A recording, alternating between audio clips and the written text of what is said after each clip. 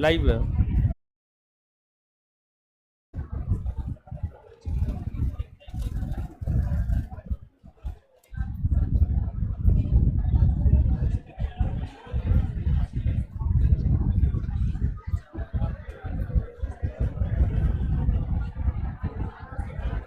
Material study material मिला ही सबको।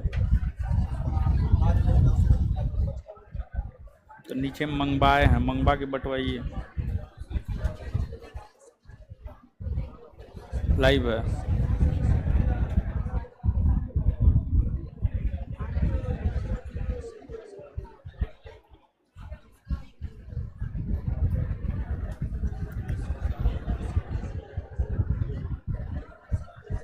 ए Prince,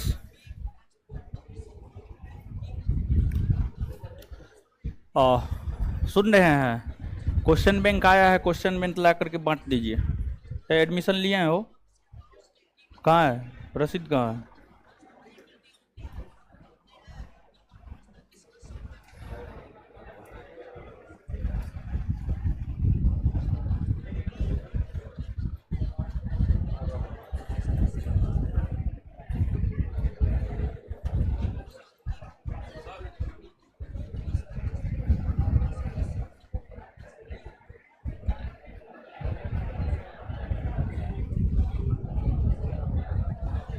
material upload नहीं किए? मटेरियल अपलोड कर दिया गया है, एप्लीकेशन पे है।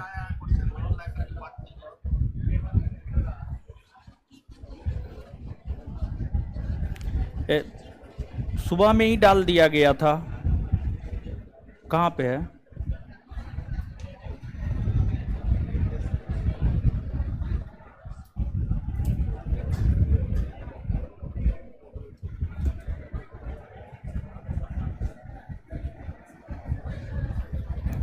ऑनलाइन वालों के लिए एप्लीकेशन पे डाल दिया गया है।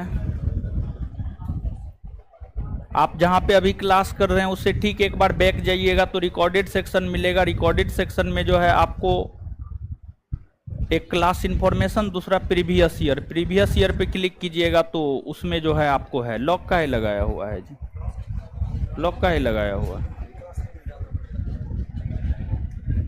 अजीब हाल है, कुछों में लॉक लगा देता है।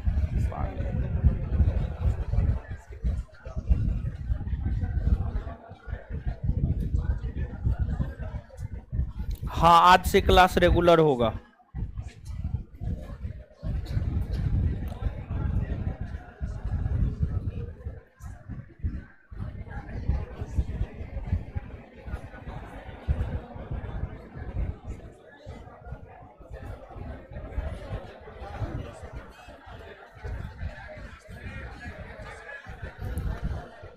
चलिए,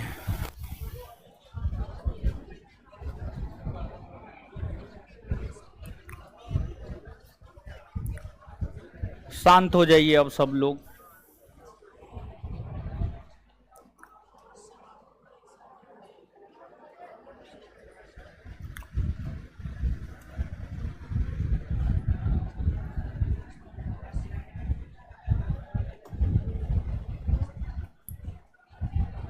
मंगवाइए न हो,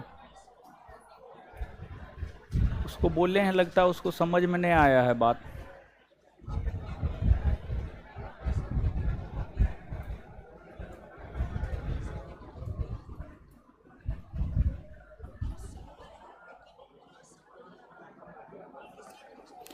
रुकिए, पहले नोट दिलवाएंगे तब न पढ़ाएंगे।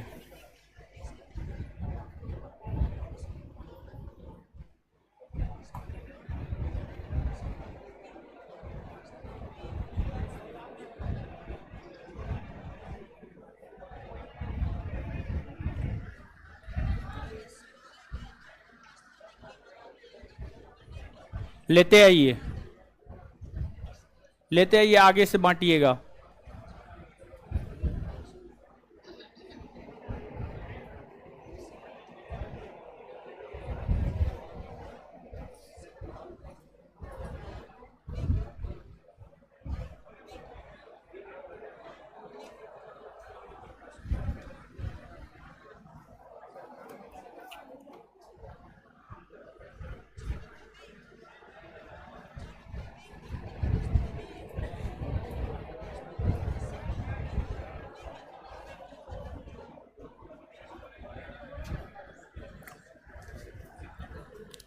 और है जी, इतना ही है।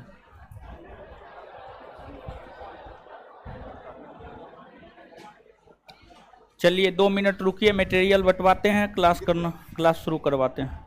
जो ले लिए हैं नहीं लीजिएगा। आप लोग लिए हैं? नहीं लिए हैं तो उस रोज जो बटा उस रोज कौन ले लिया? हाँ,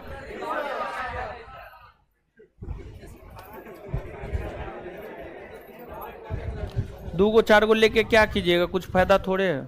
ऐसा थोड़े है कि इसमें मैटर चेंज हो जाएगा उसमें चेंज हो जाएगा।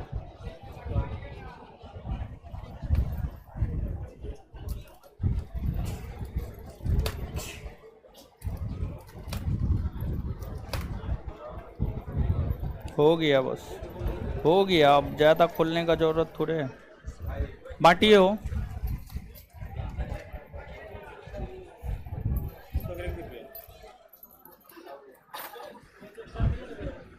बांटिए, इधर इधर बांट।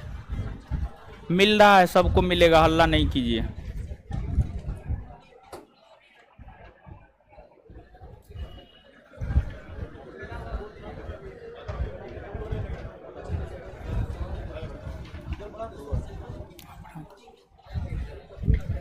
दिलवा रहे हैं, हल्ला नहीं करना। हाँ ठीक है, बोल दीजिए, मैसेज कर दीजिए।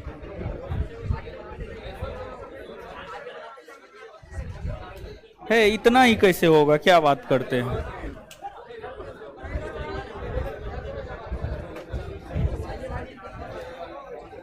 इतना ही है जी। और है, लेकर के आइए ना, जल्दी लेकर के आइए। अरे मिल रहा है, बैठिए ना, मिल रहा है, बैठिए आराम से बैठे रहिए, मिलेगा। आंख बकाइएगा नहीं, दिलवाएंगे फिर। आराम से बैठे रहिए, दिलवाते हैं।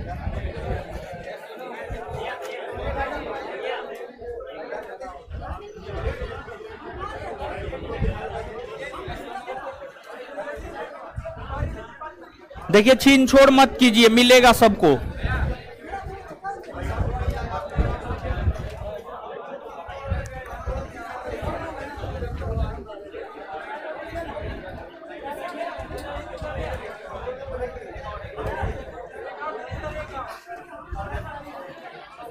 अरे छीन छोड़ मत कीजिए, आराम से लीजिए ना।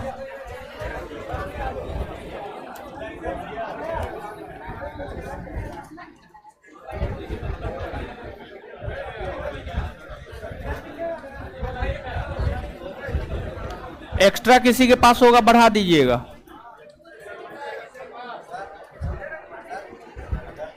नहीं मिला है, दिलवा रहे हैं, रुकिए ना।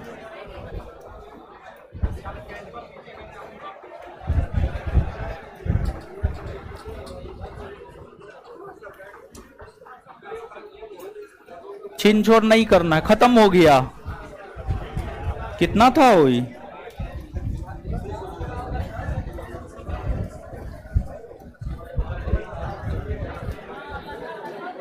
एगो लेकर के आए हैं वो, और कहाँ है? तो लेकर के आइएगा ना।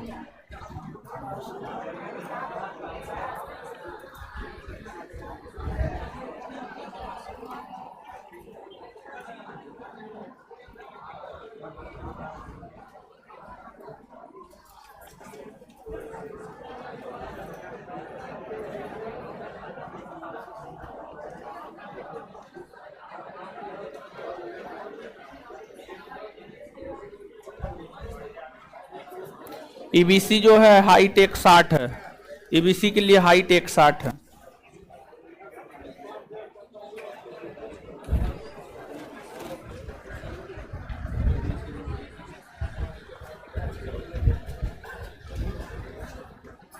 आया हो?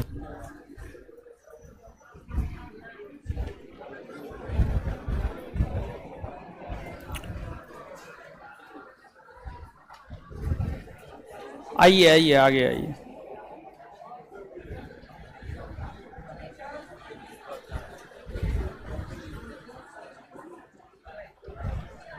बैठिए, इस बैठाइए। तो कहाँ गया सब लड़का? कर क्या रहा है वो? कोई नजर कहाँ आ रहा है?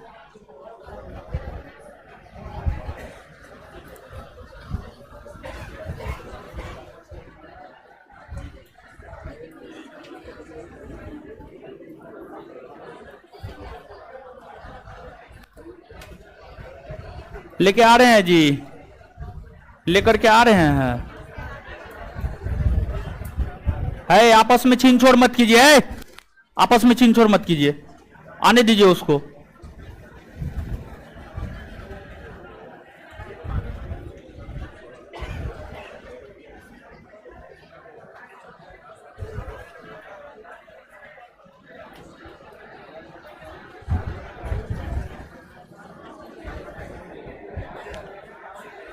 कहां तक दिए हैं?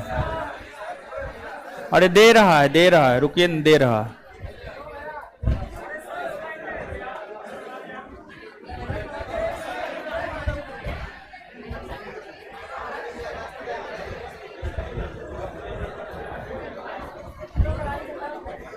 दे रहा है हर।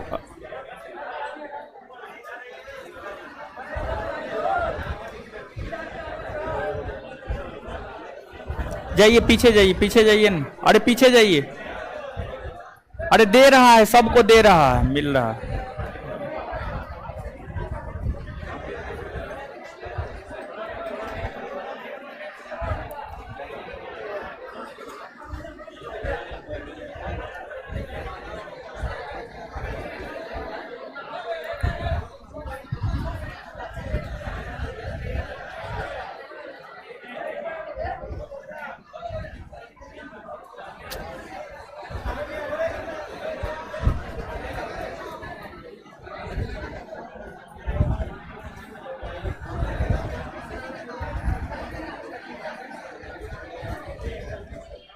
है ऐसे मत छीनिए।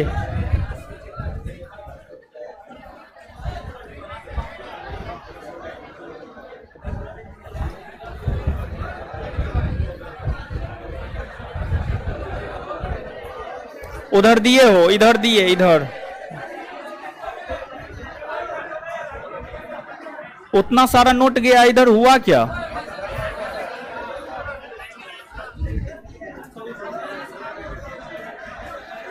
देखिए देखिए देखिए देखिए।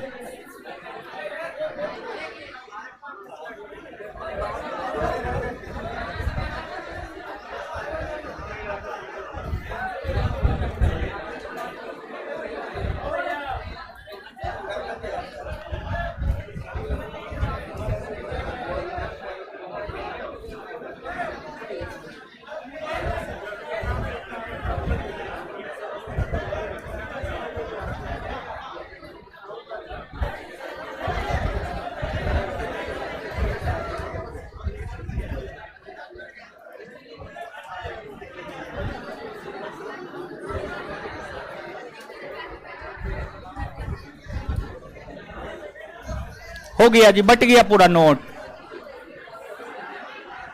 आ रहा है, आ रहा है, और है उधर। अरे आपस में नहीं छीनिएगा। है कौन छीन रहा है?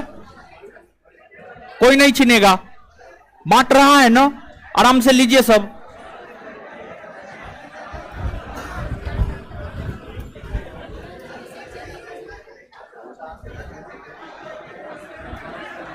है देखिए कैसे कैसे कर रहा है। ऐसे कीजिएगा फिर नहीं बंटवाएंगे हम, और नहीं तो आराम से बैठिए। एक तरफ से जा रहा है ना, तो एक तरफ से देने दीजिए।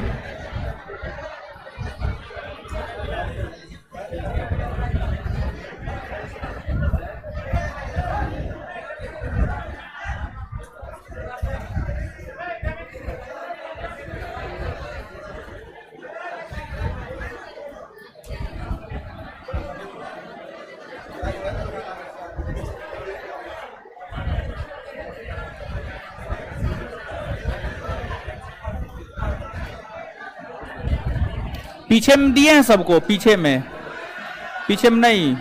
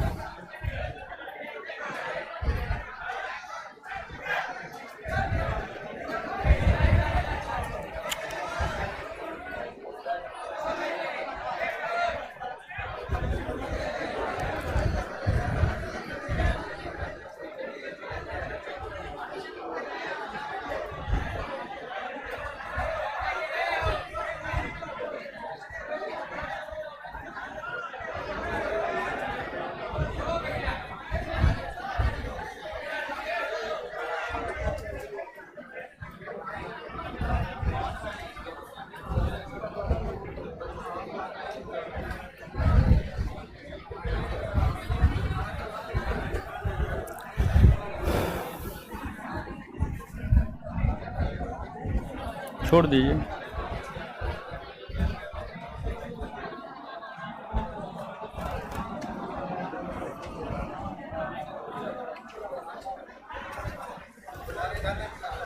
चलिए, किसको नोट नहीं मिला? हाँ, नहीं मिला है।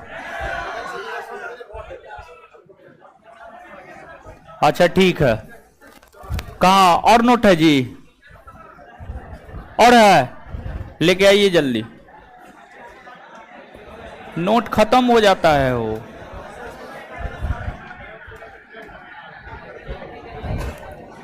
चलिए अब शांत हो जाइए। कॉपी लेके आए हैं ना? हाँ, नोट नहीं भी है तो यहाँ पे बंटवा रहे हैं, ठीक है, फालतू का टाइम बर्बाद हो रहा है। आ रहा है, धीरे धीरे सबको मिल जाएगा, सबको नोट मिलेगा। अगर आप एडमिशन लिए हैं तो आपको नोट मिलेगा, इतना आप विश्वास रखिए। थोड़ा देर होगा लेकिन नोट हर किसी को मिलेगा। देखिए, आपस में छीन छोड़ मत कीजिए लड़का है। नोट फिर हम नहीं बंटवाएंगे, बंद करवा देंगे, ऐसे मत कीजिए। देखिए, ऐसे कीजिएगा तो कैसे होगा? जा रहा है ना, लाइन से जा रहा है ना, सबको मिल रहा है ना, लाइन से मिलने दीजिए सबको। देखिए देखिए, एकदम नहीं दीजिए, लेके चले जाइए, जाइए जाइए, छोड़ दीजिए, मत बांटिए, छोड़ दीजिए, मत बांटिए, ऐसे छीन छोड़ करेगा, छोड़ दीजिए। आराम से बैठिए ना, दिलवाते हैं। देखिए, इस सबको नहीं मिला, एक लाइन से दिलवाया जा रहा है ना, तो लीजिए ना एक लाइन से।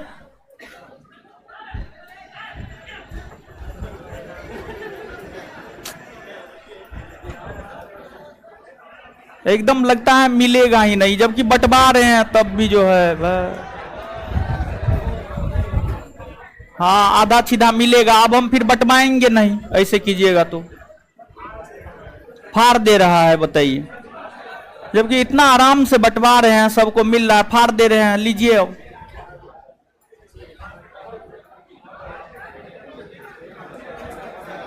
आधा सीधा मिलेगा, ठीक है, कीजिए छीन छोड़, अब करते रहिए।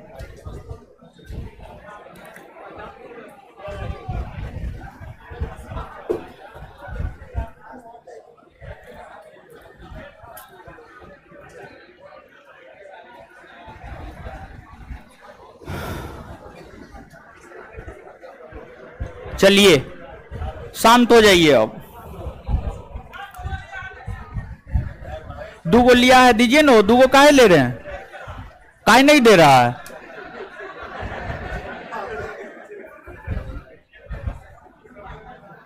ऐसे मत कीजिए, दूगो काहे लिए हैं? दूगो जिनके पास है दीजिए, रिटर्न कीजिए। खत्म हो गया है। पीछे वाले लोग को मिला है, पीछे वाले उस क्लासरूम में, उस क्लासरूम वाला को नहीं मिला है।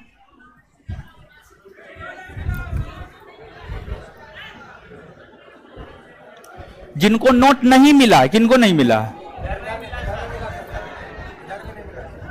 जिनको नोट नहीं मिला है, अगर आपने एडमिशन ले लिया है तो आप जो है कल 9 बजे आ जाइएगा, ठीक है, 9 बजे आ जाइएगा। और कल जो आई कार्ड चेक करेगा उसको कह दीजिएगा कि अथी के साथ साथ जो है वो रसीद के साथ साथ जो है ना ये भी चेक करेगा, ठीक है। अब जिनको नहीं मिला है, खत्म हो गया है नोट, आइए बोर्ड पे देखिए। देखिए, ध्यान दीजिएगा। आइए हम आपको अब पढ़ाना प्रारंभ करते हैं। और आज से जो क्लास होगा कंटिन्यू होगा, शांत हो जाइए। और सब लोग को आई कार्ड भी मिल जाएगा। अभी आपको रसीद मिला होगा, फिलहाल आप रसीद पे क्लास कीजिए। और उसके बाद जो है कुछ दिनों के बाद जो है आपको आई कार्ड मिल जाएगा, तो फिर आपका रसीद ले लिया जाएगा और फिर आई कार्ड जो है आपको दे दिया जाएगा। आई कार्ड लाना एकदम जरूरी है, बिना आई कार्ड का जो है आपको क्लास एलो नहीं होगा, ठीक है। अब आइएगा, सुनिएगा, शांत हो जाइए, अब हल्ला मत कीजिए, शांत हो जाइए। अब शांत होइए, अब हल्ला मत कीजिए, शांत होइए, शांत होइए, शांत हो जाइए। अब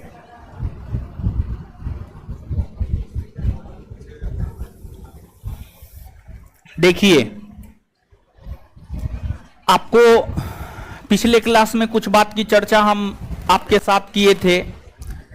पिछले क्लास में जो भी चर्चा हमने आपके साथ किया था, उन चर्चाओं को आज से हम आगे बढ़ाते हैं। आपको पूरे बिहार दरोगा के सिलेबस को कंप्लीट इस बैच में करवाएंगे हम, और 2 सब्जेक्ट लेकर हम आपके साथ चलेंगे फिलहाल। एक इतिहास लेकर चलेंगे और दूसरा बायोलॉजी लेकर के चलेंगे। इतिहास हम पढ़ाएंगे और बायोलॉजी आपको बिट्टू झा सर पढ़ाएंगे। लेकिन कोई भी विषय शुरू करने से पहले, मतलब इतिहास एक विषय है, उस विषय को शुरू करने से पहले जो है एक चीज, कम से कम एक सेट पूरा का पूरा कंप्लीट हम आपको करवाना चाहते हैं। ये जो क्वेश्चन बैंक आपको मिला है, क्वेश्चन बैंक जो आपको मिला है, कुछ लोगों को मिला है, कुछ लोगों को नहीं मिला है। पिछले दिनों भी लगभग 500 के आसपास नोट बटा था और आज भी हमको लगता है 500 के आसपास नोट बटा है। एडमिशन जबकि उतना हुआ नहीं है, लेकिन नोट जो है बहुत खपत हो रहा है। तो देखते हैं, थोड़ा सा सोचते हैं। कल भी देखिएगा, कल भी नोट बंटवाएंगे तो आप देखिएगा सब आप ही लोग कहिएगा हमको नहीं मिला है, हमको नहीं मिला है, हमको नहीं मिला है, समझे। तो एक बार नोट ले लिए तो 10 बार नोट लेने से क्या फायदा है। तो ये सब बेईमानी शैतानी मत कीजिए। देखिए एगो बात बताते हैं, समझे, अगर आप किसी के साथ गलत कीजिएगा ना तो आपके साथ गलत होगा। बहुत सारा स्कॉलर है मेरे नजर में, मेरा दोस्त बहुत सारा स्कॉलर है, मतलब कि स्कॉल्डिंग करता है, दूसरे को नौकरी दिलाता है और खुद नौकरी नहीं हुआ है, क्योंकि वो गलत किसी और के साथ कर रहा है। तो इसी वजह से उसके साथ तेज तड़ाक होते हुए भी उसको नौकरी नहीं मिल रहा है, समझे। तो गलत काम मत कीजिए। तो ये जो आपको मिला है इसमें मुख्य तौर पर जो बिहार एसआई का क्वेश्चन है वही है 1717 पोस्ट, 2446 और 2213 प्रीलिम्स मेंस, यानी टोटल 9 सेट है उसमें। इसमें टोटल 900 क्वेश्चन है, टोटल इसमें 900 क्वेश्चन है। तो इस सेट में से जो पहला सेट है, एक सेट कम से कम कंप्लीट होने दीजिए, उसके बाद सब्जेक्ट की शुरुआत करेंगे। तो इसमें से एक सेट कंप्लीट कर देते हैं और इसके बाद जो है पुनः हम लोग विषय की शुरुआत करेंगे।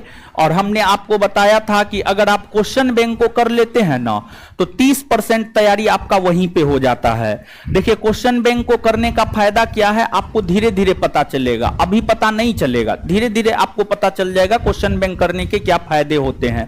क्वेश्चन बैंक आपको यह दिखाता है कि आपको किस स्तर तक सोचना है, किस स्तर तक चीजों को करना है, किस प्रकार के प्रश्न आपसे पूछे जाते हैं। ये तमाम जानकारी आपको क्वेश्चन बैंक से प्राप्त होता है। और ये जो 900 क्वेश्चन है, 900 क्वेश्चन में से जो मेरा सेक्शन है हिस्ट्री, पॉलिटी, ज्योग्राफी, उस सेक्शन को हम डिस्क्राइब करेंगे, बाद बाकी साइंस का हम आपको आंसर बता देंगे। और करंट तो पिछला करंट है तो उसको तो पढ़ने का कोई जरूरत ही नहीं है। तो हिस्ट्री, पॉलिटी, ज्योग्राफी को हम जो है आपको डिस्क्राइब करेंगे। और इसमें जो पहला सेट है, पहला सेट हम लोग देखेंगे।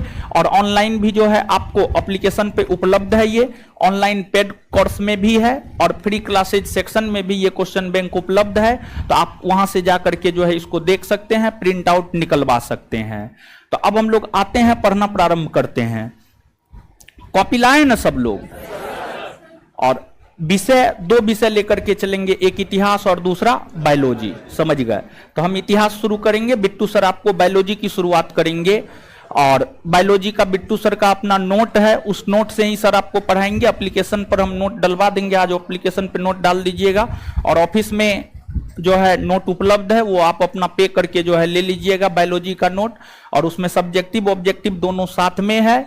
और जो है आपको हिस्ट्री में भी सब्जेक्टिव ऑब्जेक्टिव जो है दोनों आपको साथ में मिलेगा। थ्योरी हम लोग पढ़ा देंगे, क्वेश्चन आंसर आप खुद बना लेंगे और उसका हम आपको आंसर प्रोवाइड करवा देंगे कि किस प्रश्न का क्या उत्तर होगा, क्या नहीं होगा।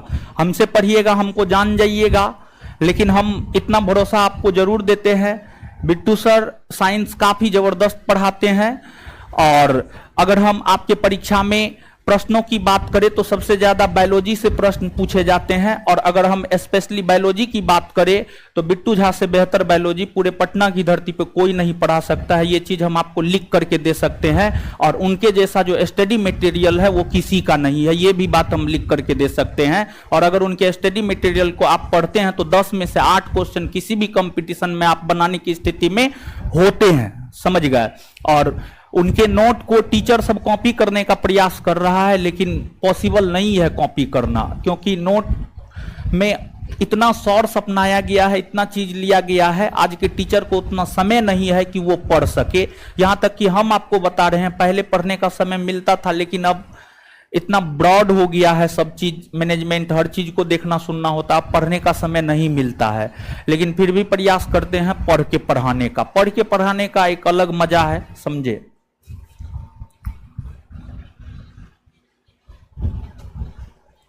आते हैं अब हम लोग देखते हैं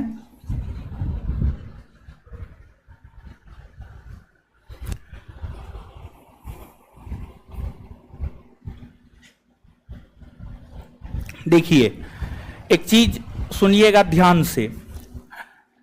अनुशासन यानी डिसिप्लिन अंग्रेजी में,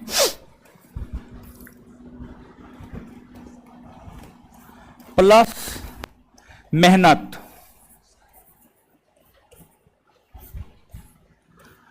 बराबर सफलता।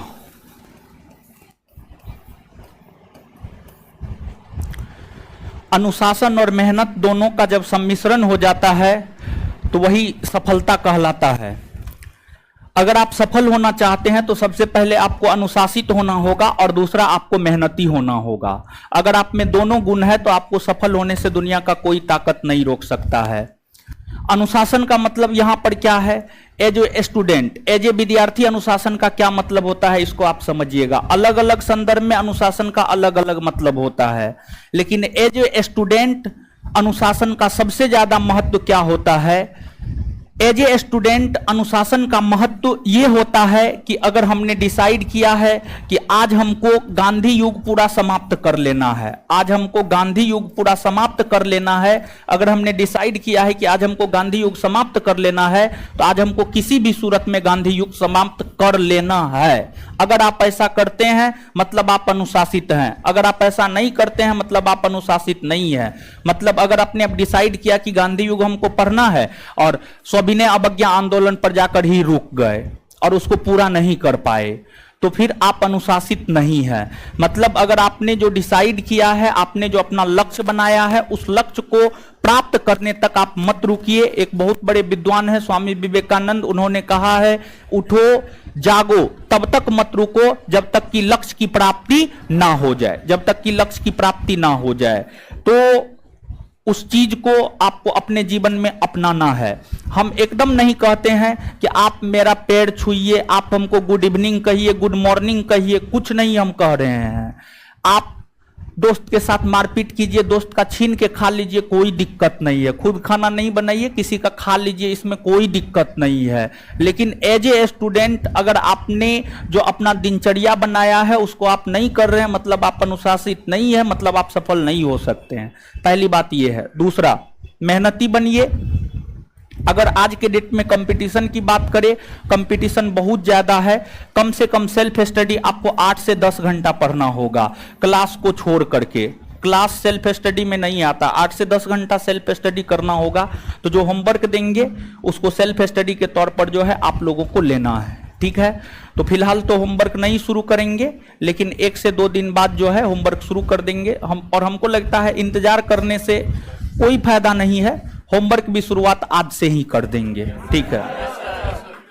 चलिए, तो कॉपी आशा करते हैं आप सभी लोग जो है ले लिए होंगे। कॉपी आप अपना निकालिए और सबसे पहले कम से कम एक सेट को हमको डिस्क्राइब करने दीजिए। उसके बाद जो है एक सेट डिस्क्राइब करने के बाद कुछ आइडिया आपको भी आ जाएगा, कुछ आइडिया हमको भी आ जाएगा। हमको तो आइडिया है ही, फिर भी जो है हम आपको आइडिया दिखाने के लिए कम से कम एक सेट पूरा 100 क्वेश्चन हमको डिस्क्राइब करने दीजिए और फिर हम सब्जेक्ट की शुरुआत करेंगे। 1 से 2 दिन में एक सेट पूरा का पूरा जो है आपको डिस्क्राइब हो जाएगा, समझ गए। और उसके बाद जो है पुनः हम लोग ये करेंगे, मतलब सब्जेक्ट की शुरुआत कर देंगे। इतिहास की शुरुआत हम आपके बैच में करेंगे और इतिहास की शुरुआत हम आपके बैच में प्राचीन से करेंगे। पहले प्राचीन पढ़ाएंगे, फिर मध्यकालीन पढ़ाएंगे, फिर जो है हम आपको आधुनिक पढ़ाएंगे।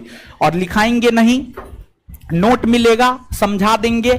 जो एक्स्ट्रा फैक्ट होगा वो आपके कॉपी में हम आपको लिखा देंगे। नोट में जो चीज होगा वो नोट डाउन नहीं करवाएंगे।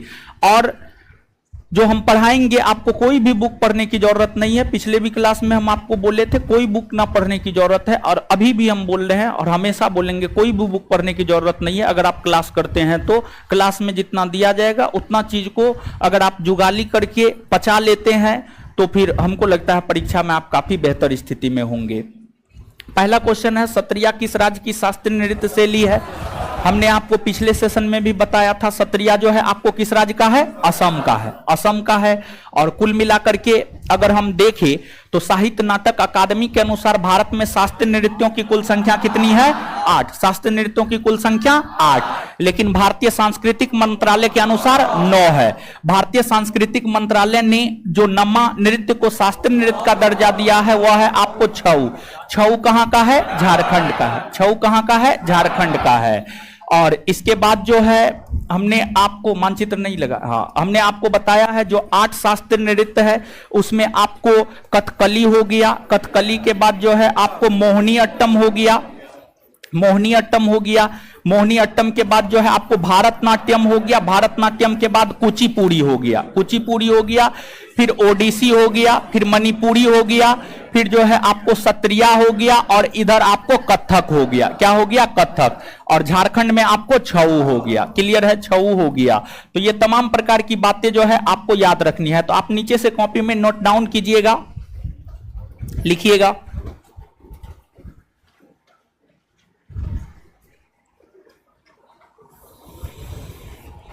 लिखिएगा, साहित्य नाटक अकादमी के अनुसार, साहित्य नाटक अकादमी के अनुसार, साहित्य नाटक अकादमी के अनुसार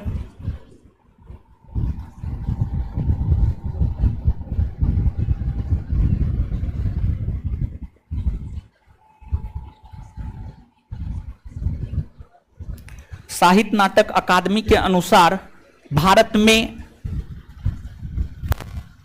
शास्त्रीय नृत्यों की कुल संख्या, भारत में शास्त्रीय नृत्यों की कुल संख्या, भारत में शास्त्रीय नृत्यों की कुल संख्या 8 है। भारत में शास्त्रीय नृत्यों की कुल संख्या 8 है, 8 है। लेकिन लेकिन लेकिन भारतीय सांस्कृतिक मंत्रालय, लेकिन भारतीय सांस्कृतिक मंत्रालय, लेकिन भारतीय सांस्कृतिक मंत्रालय के अनुसार शास्त्रीय नृत्यों की संख्या 9 है। शास्त्रीय नृत्यों की संख्या 9 है।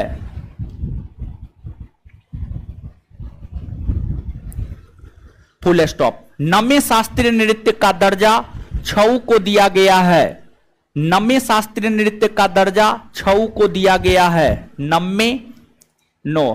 नवे शास्त्रीय नृत्य का दर्जा छऊ को दिया गया है, छऊ को दिया गया है, जिसका संबंध झारखंड से है, जिसका संबंध झारखंड से है, जिसका संबंध झारखंड से है,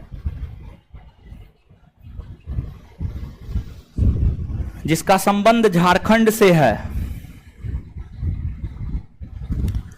भारत का सबसे प्राचीन शास्त्रीय नृत्य भारतनाट्यम है। भारत का सबसे प्राचीन शास्त्रीय नृत्य भारतनाट्यम है। भारत का सबसे प्राचीन शास्त्रीय नृत्य भारतनाट्यम है।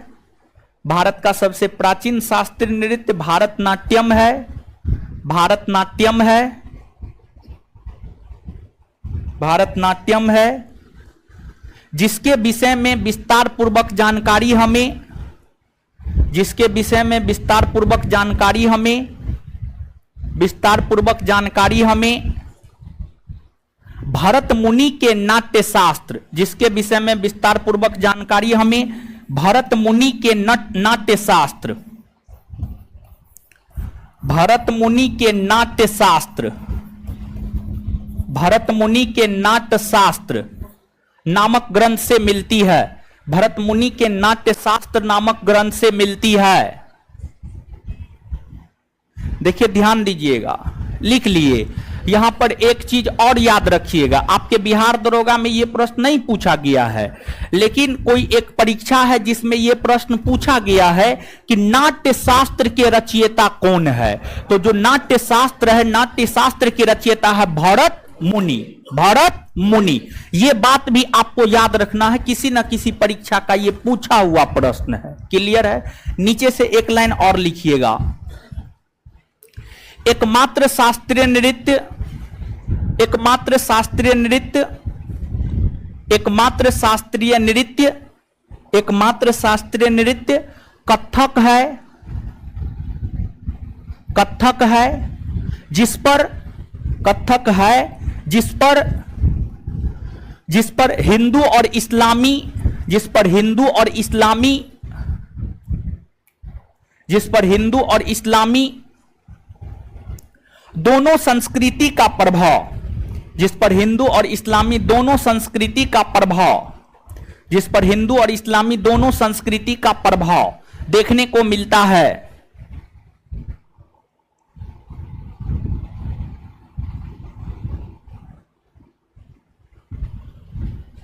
आगे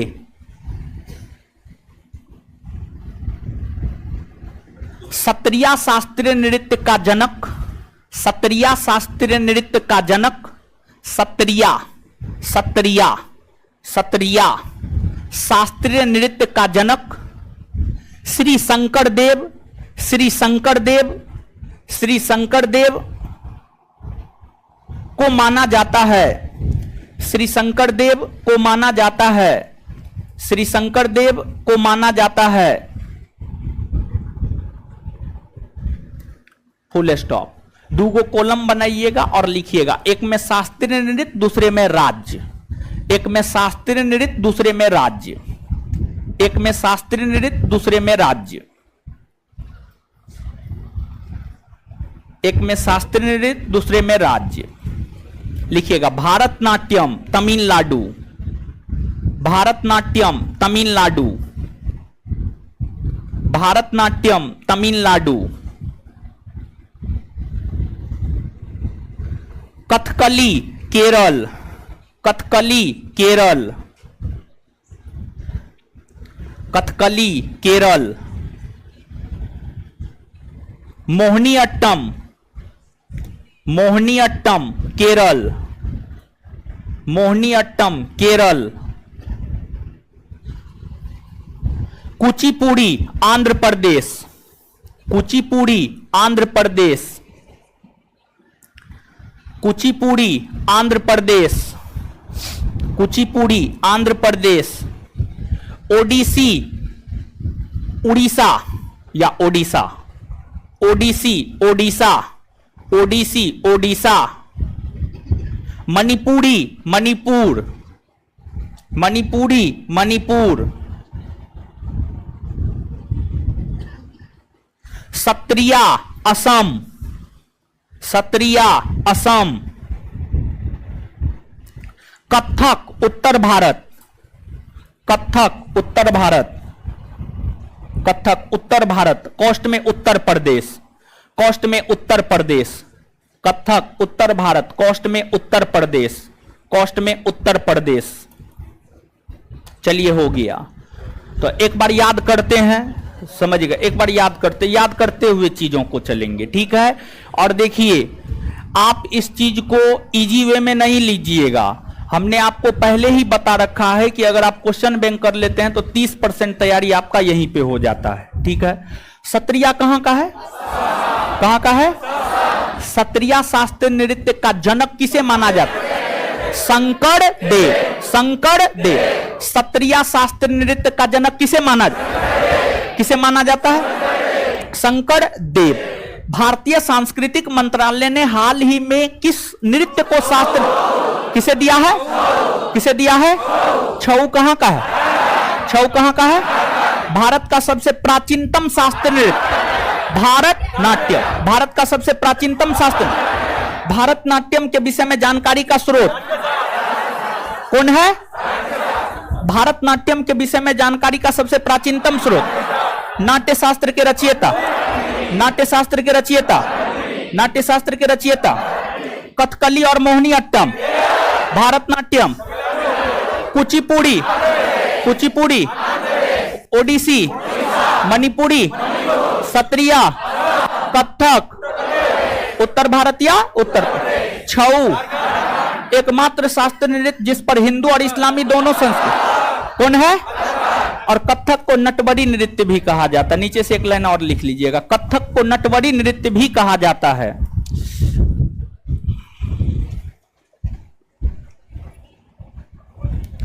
कथक को नटवरी नृत्य भी कहा जाता है। कथक को नटवरी नृत्य भी कहा जाता है। कथक को नटवरी नृत्य भी कहा जाता है।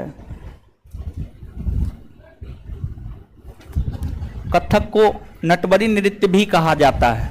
चलिए आगे। भारत का प्रथम उर्वरक संयंत्र स्थापित किया गया था कहां?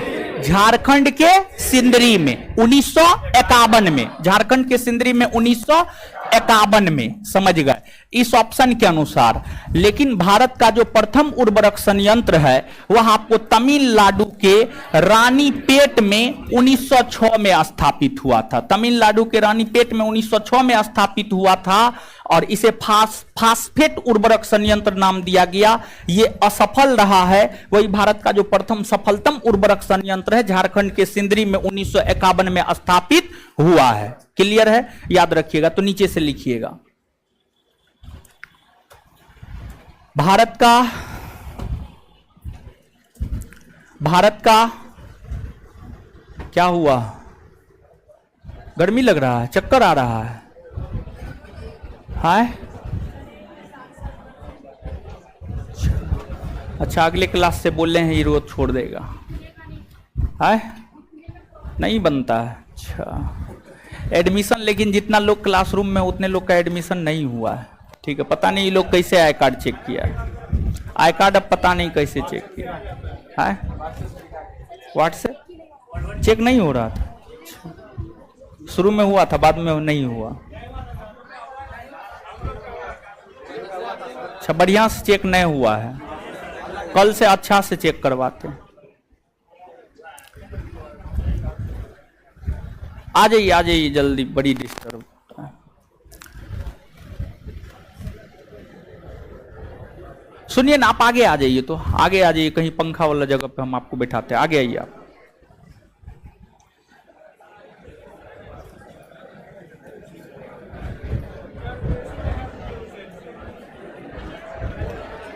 वहां पे देखिए पंखा है, वहां पे देखिए हवा लग रहा है आपको, वहां पे ठीक है आप, वहां पे हम बैठा देंगे आपको, वहां पे ठीक है। टूल दीजिए तो आप अपना उनको, आप आइए यहाँ पे बैठिए, टूल बढ़ा दीजिए। तो लड़की को 2 टूल पे बैठे हुए हैं, वो एगो टूटा हुआ है, बढ़ाइए, यहाँ पे आइए, बैठिए।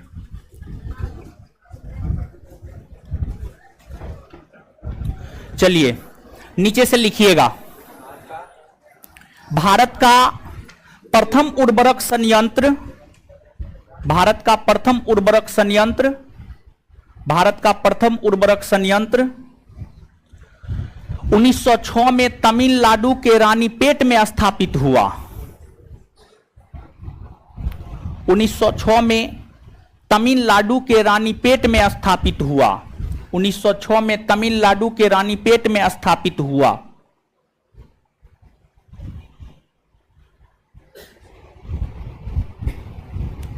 वहीं स्वतंत्र भारत,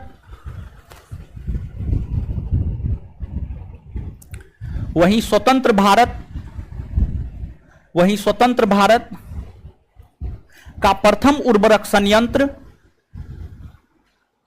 स्वतंत्र भारत का प्रथम उर्वरक संयंत्र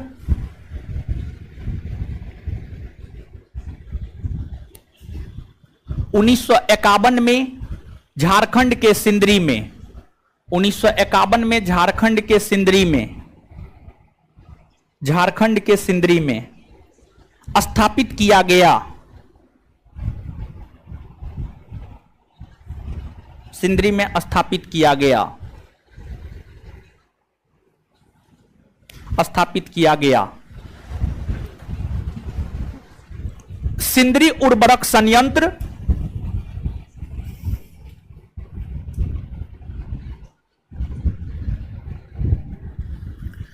भारत का प्रथम सफलतम उर्वरक संयंत्र है? सिंदरी उर्वरक संयंत्र,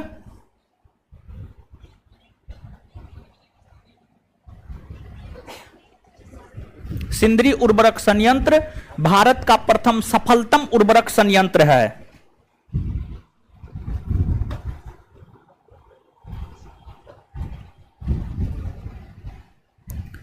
देखिए, अगर आप पिछला सेशन किए होंगे तो हम आपको बताए होंगे कि ऑप्शन के अकॉर्डिंग जाएंगे। भारत का प्रथम उर्वरक संयंत्र स्थापित किया गया है, क्या इसमें कहीं पर भी रानीपेट का जिक्र है? नहीं है।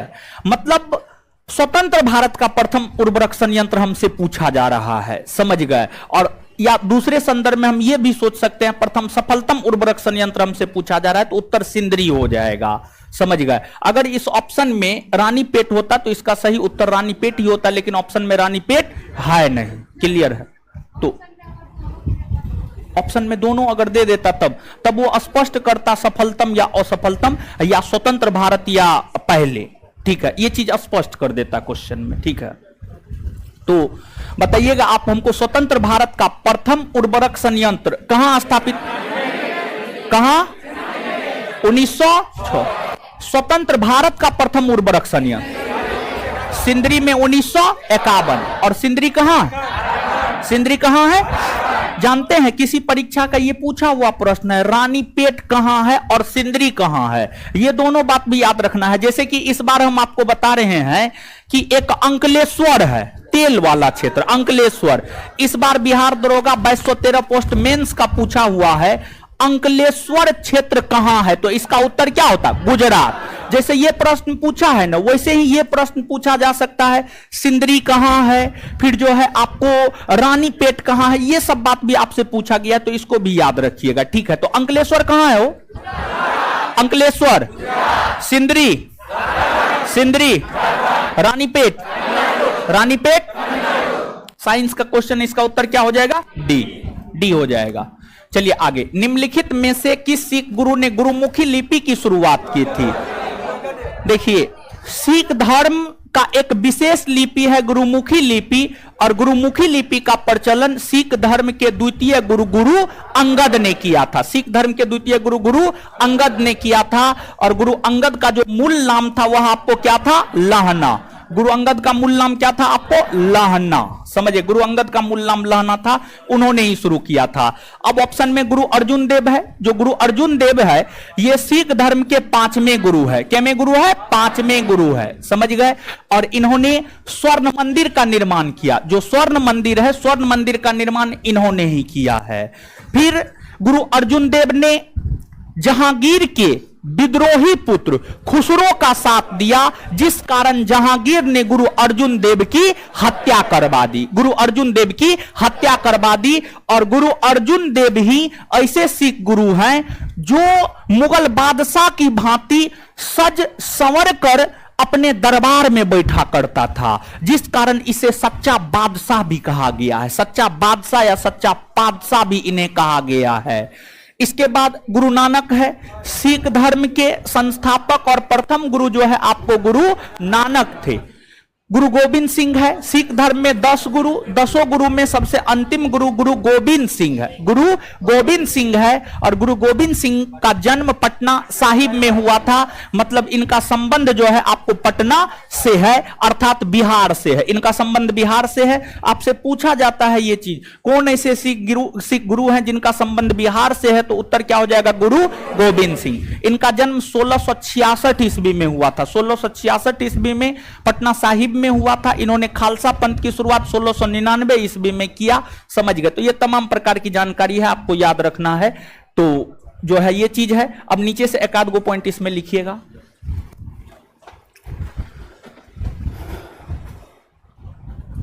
क्वेश्चन नंबर भी अपना लिखते जाइएगा। 4 3 साइंस है, साइंस हम थोड़े करवाते हैं, साइंस हम नहीं जानते हैं। क्या?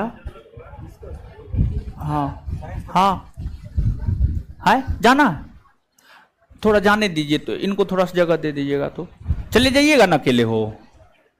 है, रुकिए ना हो, अरे चले जाइएगा ना, अच्छा ठीक है, जाने दीजिएगा इनको थोड़ा सा। आई कार्ड का ये सही से चेक करेगा, आई कार्ड सही से नहीं चेक किया है, ठीक है। चलिए हाँ, लिखिएगा आगे क्वेश्चन नंबर 4 लिखिएगा। सिख धर्म के द्वितीय गुरु, निकलने दीजिएगा वो लड़की को। सिख धर्म के द्वितीय गुरु गुरु अंगद हुए, जिनका मूल नाम लहना था। सिख धर्म के द्वितीय गुरु गुरु अंगद हुए, जिनका मूल नाम लहना था। इन्होंने संगत और पंगत, संगत यानी धर्मशाला, पंगत यानी लंगर, इन्होंने संगत और पंगत को अस्थाई रूप प्रदान किया। इन्होंने संगत और पंगत को अस्थाई रूप प्रदान किया।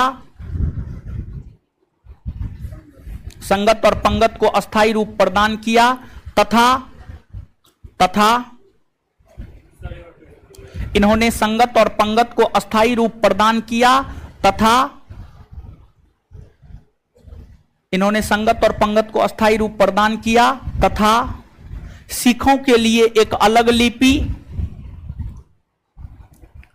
सिखों के लिए अलग लिपि गुरुमुखी लिपि का प्रचलन किया। सिखों के लिए अलग लिपि गुरुमुखी लिपि का प्रचलन किया। गुरुमुखी लिपि का प्रचलन किया।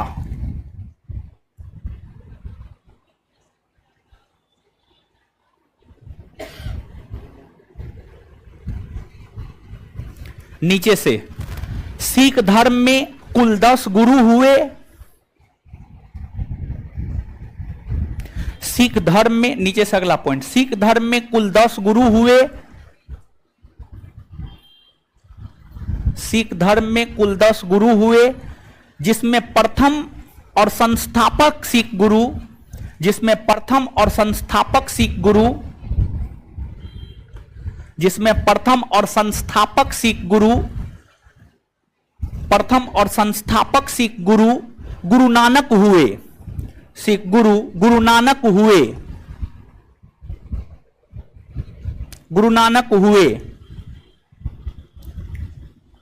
गुरु नानक का जन्म ननकाना या तलवंडी में, गुरु नानक का जन्म ननकाना या तलवंडी में, गुरु नानक का जन्म ननकाना या तलवंडी में, ननकाना या तलवंडी में, ननकाना या तलवंडी में, जबकि निधन करतारपुर में हुआ।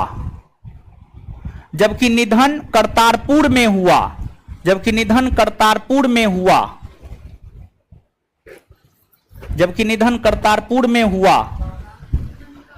ननकाना पाकिस्तान में है वर्तमान समय में। ननकाना को ही तलवंडी कहते हैं, वो भी पाकिस्तान में ही है।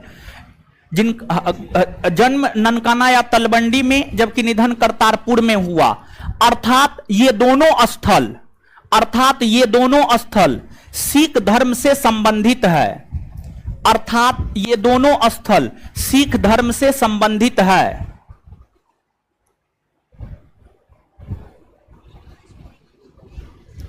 सिख धर्म से संबंधित है। आगे अगला पॉइंट, सिख धर्म के 5वें गुरु,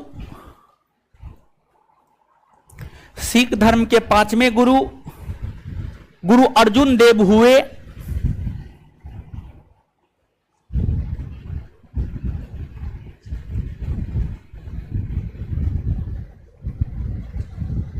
गुरु अर्जुन देव हुए, जिन्होंने अमृतसर में स्वर्ण मंदिर का निर्माण करवाया। जिन्होंने अमृतसर में स्वर्ण मंदिर का निर्माण करवाया। जिन्होंने अमृतसर में स्वर्ण मंदिर का निर्माण करवाया। अमृतसर में स्वर्ण मंदिर का निर्माण करवाया।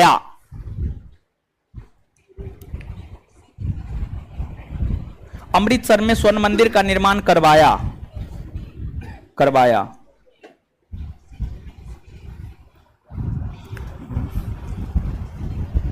उसी में इन्होंने जहांगीर के विद्रोही पुत्र खुसरो खां का साथ दिया। इन्होंने जहांगीर के विद्रोही पुत्र खुसरो खां का साथ दिया। इन्होंने जहांगीर के विद्रोही पुत्र खुसरो खां का साथ दिया। इन्होंने जहांगीर के विद्रोही पुत्र खुसरो खां का साथ दिया।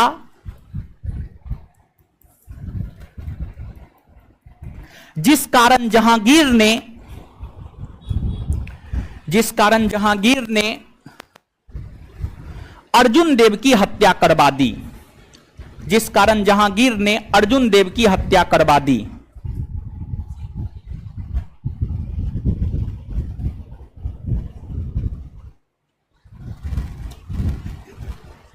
आगे, सिख धर्म के 10वें एवं अंतिम गुरु, सिख धर्म के 10वें एवं अंतिम गुरु,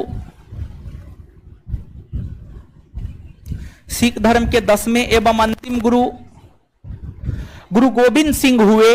सिख धर्म के 10वें एवं अंतिम गुरु गुरु गोविंद सिंह हुए। गुरु गोविंद सिंह हुए हुए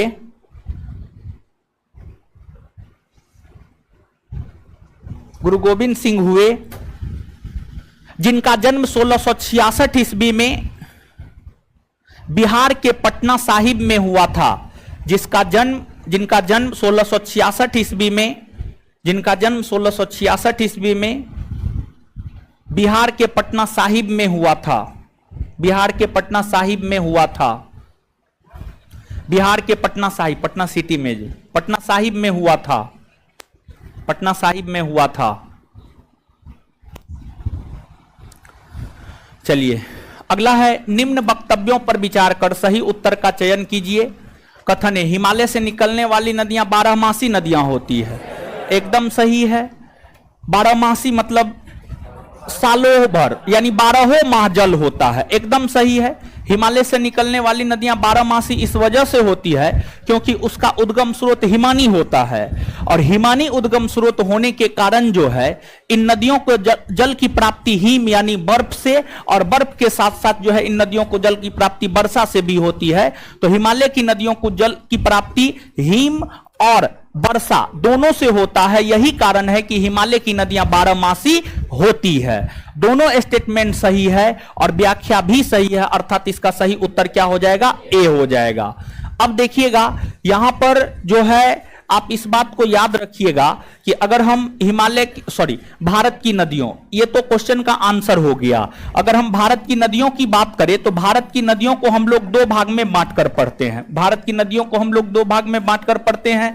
एक आपको हिमालय की नदियां होती है, और दूसरा अगर हम देखें तो दूसरा होता है प्रायद्वीपीय भारत की नदियां। प्रायद्वीपीय भारत की नदियां यानी दक्षिण भारत की नदियां, समझ गए? दक्षिण भारत की नदियां। तो हिमालय की नदियां की कुछ विशेषता है। पहली विशेषता यह है कि जो हिमालय की नदियां है यह आपको बारहमासी होती है। बारहमासी होती है यानी सालों भर इसमें जल होता है। क्यों ऐसा होता है? क्योंकि इसको जल की प्राप्ति बर्फ और वर्षा दोनों से होता है, इसी वजह से ये बारहमासी होती है। इसके बाद जो हिमालय की नदियां हैं यह अपनी युवावस्था में है, और अपनी युवावस्था में है इसी वजह से यह अपर्दन काफी अधिक करती है, जिस वजह से हिमालय की नदियां डेल्टा का निर्माण करती है। हिमालय की नदियां डेल्टा का निर्माण करती है, और हिमालय की ही 2 नदियां हैं, गंगा और ब्रह्मपुत्र। गंगा भी हिमालय की नदियां ही है और ब्रह्मपुत्र भी हिमालय की नदियां ही है, और इन दोनों नदियों की संयुक्त धारा ही मिलकर सुंदरवन डेल्टा का निर्माण करती है, जो कि सुंदरवन का डेल्टा पूरे विश्व का सबसे बड़ा डेल्टा है। पूरे विश्व का सबसे बड़ा डेल्टा सुंदरवन का डेल्टा है। उस डेल्टा का निर्माण गंगा और ब्रह्मपुत्र की ही संयुक्त धारा करती है, जो कि हिमालय की नदियां है। इसके बाद प्रायद्वीपीय भारत की नदियों की अगर हम बात करें तो ये मौसमी होती है। मौसमी होती है, इसको जल की प्राप्ति वर्षा से होती है, और वर्षा ऋतु में प्रायद्वीपीय भारत की नदियों में जल की उपस्थिति होती है, अदरवाइज आपको नहीं होती है। वही जो प्रायद्वीपीय भारत की नदियां हैं ये आपको प्रौढ़ावस्था में है।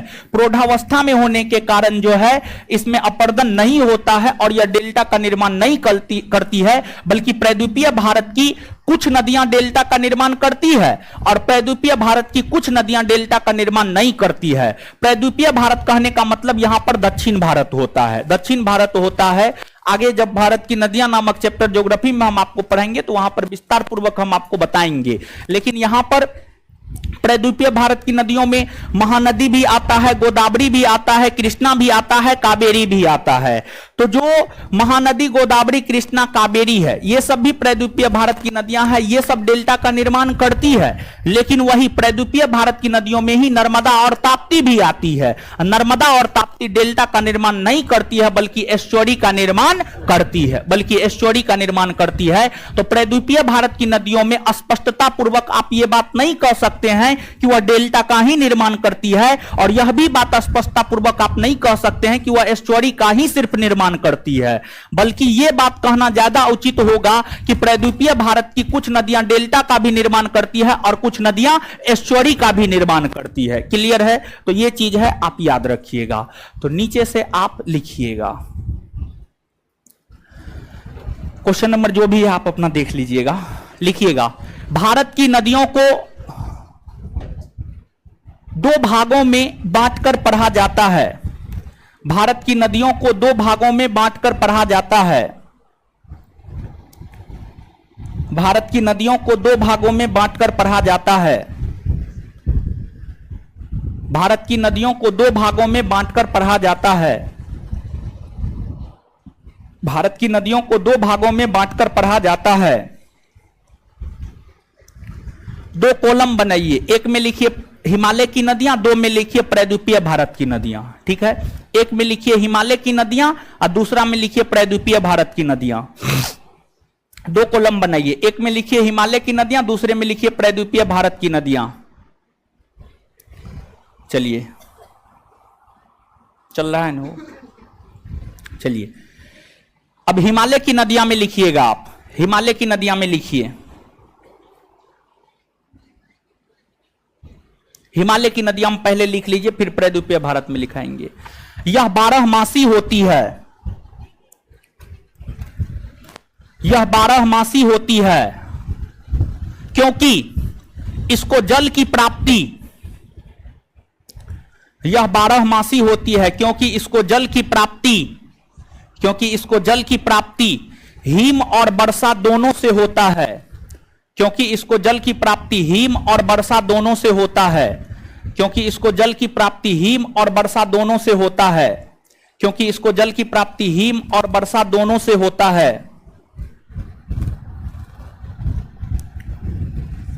अगला पॉइंट, हिमालय की नदियां अपनी युवावस्था में है। हिमालय की नदियां अपनी युवावस्था में है। हिमालय की नदियां अपनी युवावस्था में है, जिस कारण ये नदियां अपर्दन, जिस कारण ये नदियां अपर्दन, जिस कारण ये नदियां अपर्दन काफी अधिक करती है। अपर्दन का मतलब होता है तोड़ना फोड़ना, अपर्दन का मतलब तोड़ना फोड़ना होता है, समझ गए? जिस कारण ये नदियां अपर्दन काफी अधिक करती है। अगला पॉइंट, हिमालय की नदियां डेल्टा का निर्माण करती है। हिमालय की नदियां डेल्टा का निर्माण करती है। हिमालय की नदियां डेल्टा का निर्माण करती है। हिमालय की नदियां डेल्टा का निर्माण करती है। आगे, विश्व का सबसे बड़ा डेल्टा, विश्व का सबसे बड़ा डेल्टा, अगला पॉइंट, विश्व का सबसे बड़ा डेल्टा सुंदरवन का डेल्टा है। विश्व का सबसे बड़ा डेल्टा सुंदरवन का डेल्टा है। सुंदरवन का डेल्टा है, जिसका निर्माण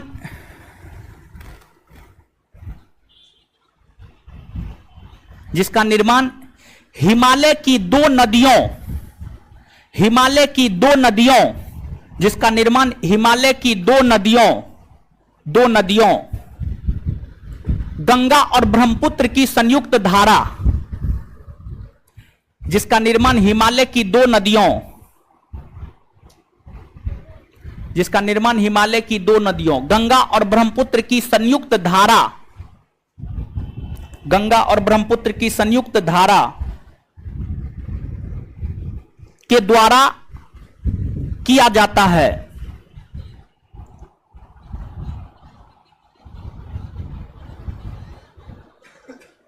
आगे अब प्रायद्वीपीय भारत की नदियों में लिखिएगा, प्रायद्वीपीय भारत की नदियों में लिखिएगा, अब प्रायद्वीपीय भारत की नदियों में लिखिएगा। ये नदियां मौसमी होती है, ये नदियां मौसमी होती है, उसी में कंटिन्यू लिखते जाइएगा। ये नदियां मौसमी होती है, इन नदियों को जल की प्राप्ति, इन नदियों को जल की प्राप्ति, जल की प्राप्ति सिर्फ वर्षा से होता है, सिर्फ वर्षा से होता है।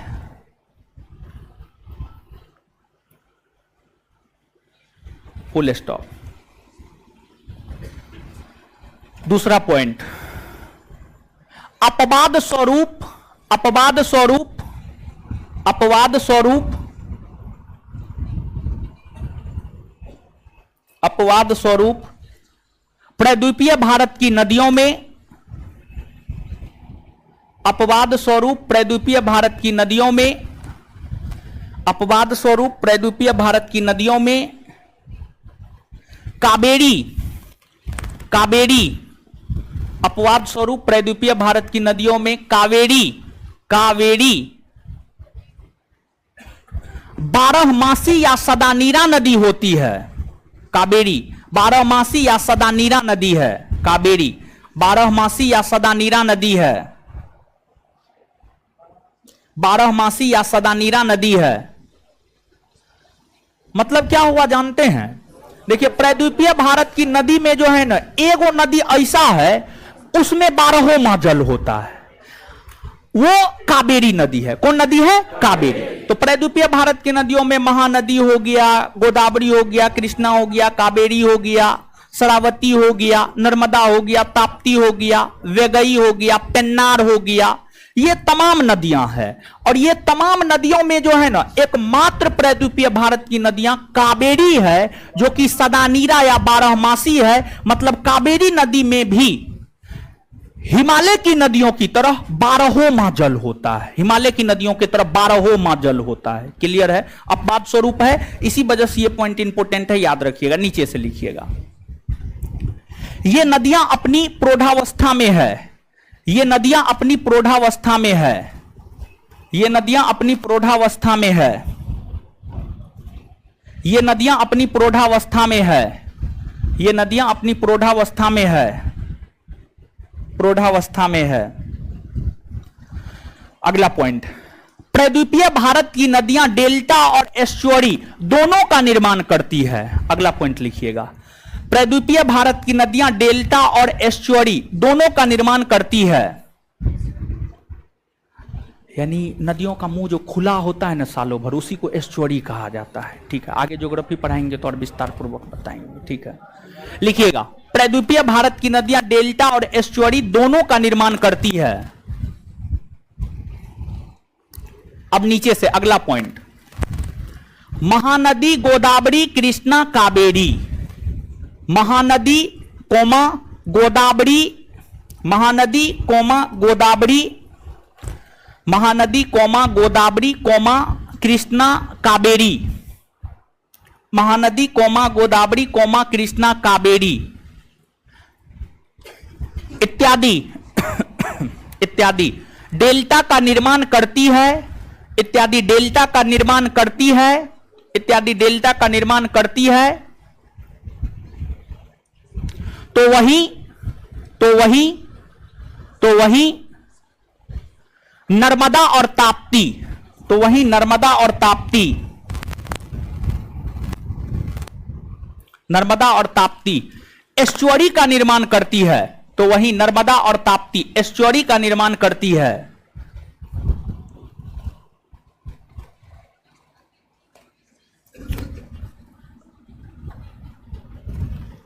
तो वही नर्मदा और ताप्ती एस्चुअरी का निर्माण करती है। तो वही नर्मदा और ताप्ती एस्चुअरी का निर्माण करती है। क्लियर है? तो याद रखिएगा। आइए तो जितना बताएं एक बार याद करते हैं, फिर हम लोग आगे बढ़ जाएंगे। ठीक है, चलिए इससे पहले याद करवा दिए।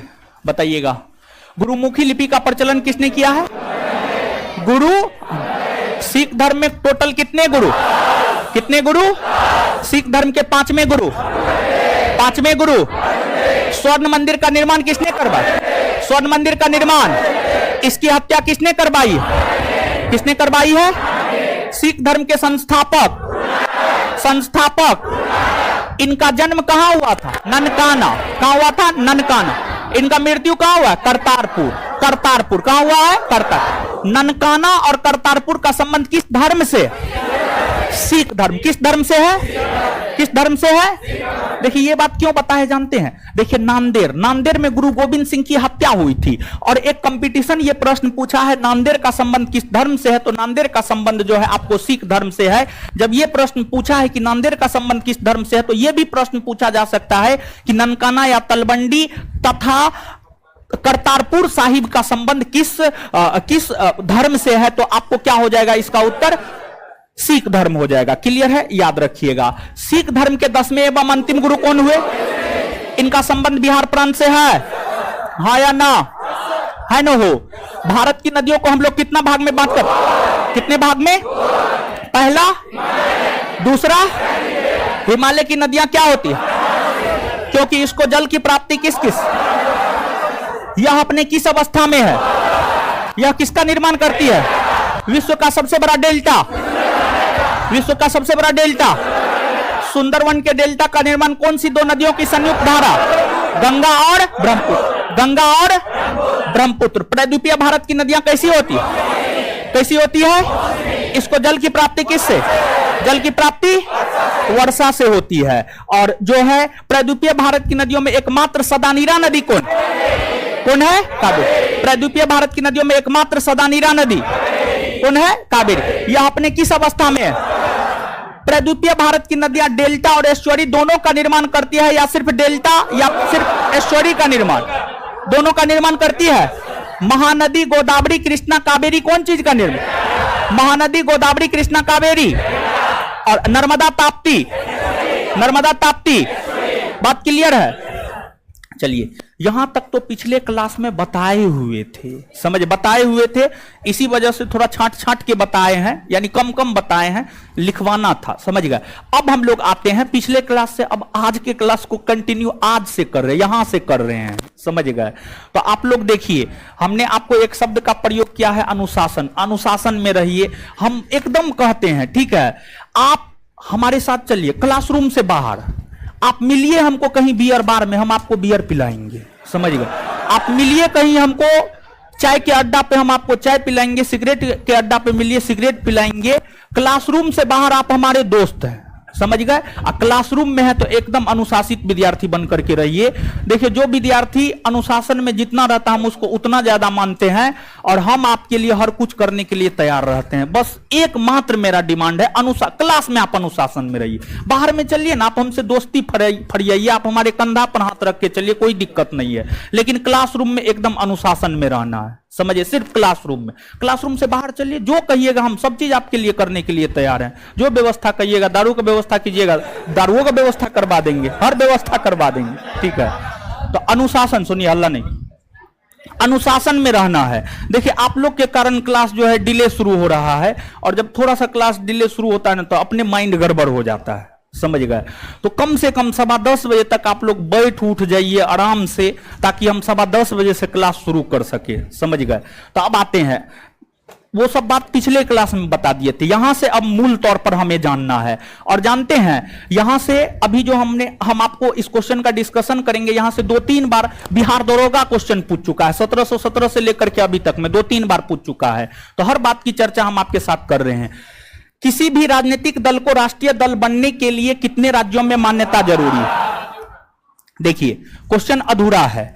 क्वेश्चन ये होना चाहिए, किसी भी राजनीतिक दल को राष्ट्रीय दल बनने के लिए कितने राज्यों में राज्य स्तरीय दल का दर्जा प्राप्त करना आवश्यक है? कितने राज्यों में राज्य स्तरीय, कितने राज्यों में राज्य स्तरीय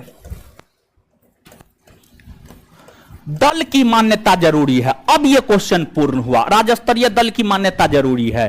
देखिए ध्यान दीजिएगा भाई जी लोग, समझिएगा चीजों को। अब आपको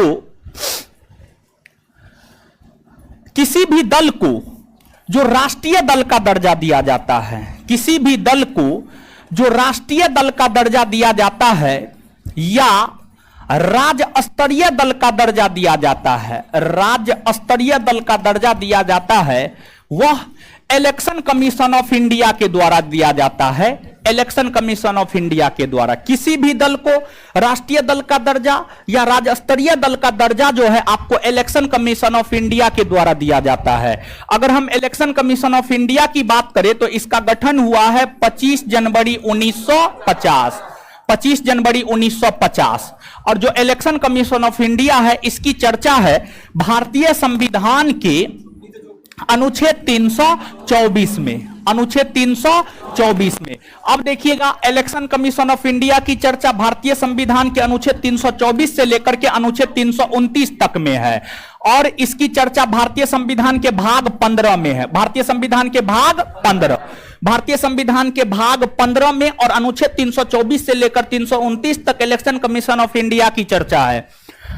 जो इलेक्शन कमीशन ऑफ इंडिया है यह चुनाव करवाता है, यह राष्ट्रपति का चुनाव करवाता है, राष्ट्रपति के बाद उपराष्ट्रपति का चुनाव करवाता है, उपराष्ट्रपति के बाद लोकसभा का चुनाव करवाता है, लोकसभा के बाद राज्यसभा का चुनाव करवाता है, राज्यसभा के बाद विधानसभा का चुनाव करवाता है, विधानसभा के बाद विधान परिषद का चुनाव करवाता है, विधानसभा के बाद विधान परिषद का चुनाव करवाता है।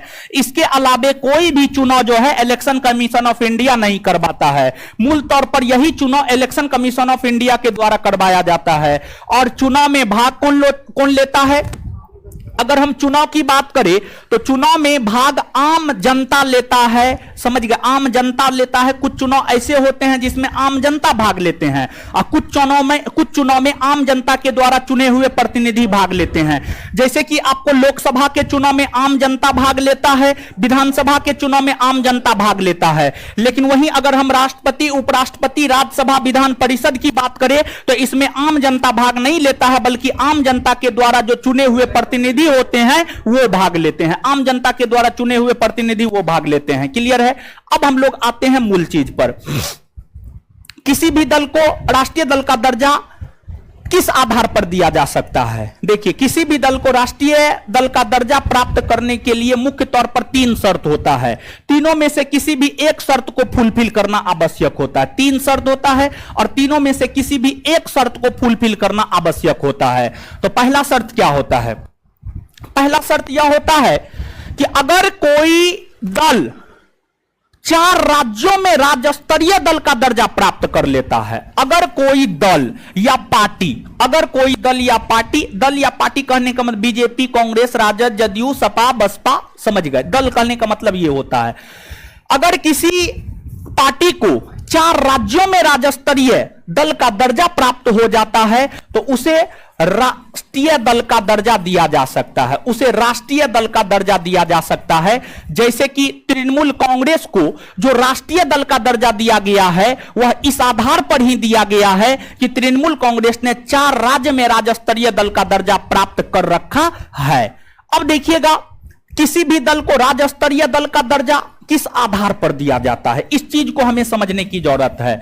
किसी भी दल को राज्य स्तरीय दल का दर्जा किस आधार पर दिया जाता है? देखिए, पहला कंडीशन यह है कि अगर लोकसभा के चुनाव में, गौर कीजिएगा, अगर लोकसभा के चुनाव में कोई पार्टी किसी एक राज्य में, अगर लोकसभा के चुनाव में कोई पार्टी किसी एक राज्य में कुल पड़े वेद मतों का 6% प्राप्त करता है तथा एगो लोकसभा सीट प्राप्त करता है। लोकसभा का चुनाव अगर हम देखें तो जो लोकसभा का चुनाव होता है वह पूरे भारतवर्ष में एक साथ होता है। मतलब भारत के जो 2800 राज्य और 8 केंद्र शासित प्रदेश है, भारत में 28 गो राज्य है और 8 गो केंद्र शासित प्रदेश है। जो 28 राज्य और 8 केंद्र शासित प्रदेश है पूरे में एक साथ लोकसभा का चुनाव होता है। और जब लोकसभा का चुनाव होता है उस चुनाव में अगर कोई पार्टी किसी खास राज्य में कुल पड़े वेद मतों का 6% प्राप्त करता है तथा एगो लोकसभा सीट प्राप्त करता है तो उस दल को राज्य स्तरीय दल का दर्जा दिया जा सकता है। या अगर इस कंडीशन को फुलफिल नहीं करता है तो दूसरा कंडीशन यह है कि अगर कोई पार्टी किसी राज्य में विधानसभा चुनाव में, अगर कोई पार्टी किसी राज्य में विधानसभा चुनाव में कुल पड़े वैध मतों का 6% प्राप्त करता है तथा 2 विधानसभा सीट प्राप्त करता है, अगर कोई पार्टी किसी राज्य के विधानसभा चुनाव में कुल पड़े वैध मतों का 6% प्राप्त करता है तथा 2 सीट प्राप्त करता है, तो इस आधार पर भी उस दल को राज्य स्तरीय दल का दर्जा दिया जा सकता है। अगर मान लिया जाए यह भी कंडीशन फुलफिल नहीं करता है, तो तीसरा कंडीशन यह है कि अगर कोई पार्टी लोकसभा के चुनाव में अथवा राज्यों के विधानसभा के चुनाव में कुल पड़े वैध मतों का 8% प्राप्त करता है, कुल पड़े वैध मतों का 8% प्राप्त करता है, कोई सीट नहीं भी प्राप्त करता है, फिर भी उस दल को राज्य स्तरीय दल का दर्जा दिया जा सकता है। अगला कंडीशन यह है, या अगर कोई पार्टी जो है आपको विधानसभा के कुल सीट का 3% सीट, विधानसभा के कुल सीट का 3% सीट या 3 सीट जो भी अधिक हो वो प्राप्त करता है, तो इस आधार पर भी किसी पार्टी को राज्य स्तरीय पार्टी का दर्जा दिया जा सकता है। अब इसको थ्योरेटिकली हमने आपको बताया है, अब इसको एग्जाम्पल के तौर पर हमें समझना है। देखिए, पप्पू यादव का नाम आप लोग सुने होंगे, निश्चित तौर पर सुने होंगे, बिहार में है तो उनका नाम जरूर सुने होंगे। पप्पू यादव की पार्टी है जाप पार्टी है, उसे राज्य स्तरीय पार्टी का दर्जा नहीं दिया गया है। उस पार्टी को राज्य स्तरीय पार्टी का दर्जा कब दिया जा सकता है? अगर जाप पार्टी, मान लिया जाए लोकसभा का चुनाव हुआ, 2024 में लोकसभा का चुनाव होगा, लोकसभा के चुनाव में जाप पार्टी पूरे बिहार में चुनाव लड़ती है और उसमें कुल वैध मतों का 6% तथा 1 सीट प्राप्त करती है, या 1 से ज्यादा भी सीट प्राप्त करती है, या 6% से ज्यादा भी वोट प्राप्त करती है।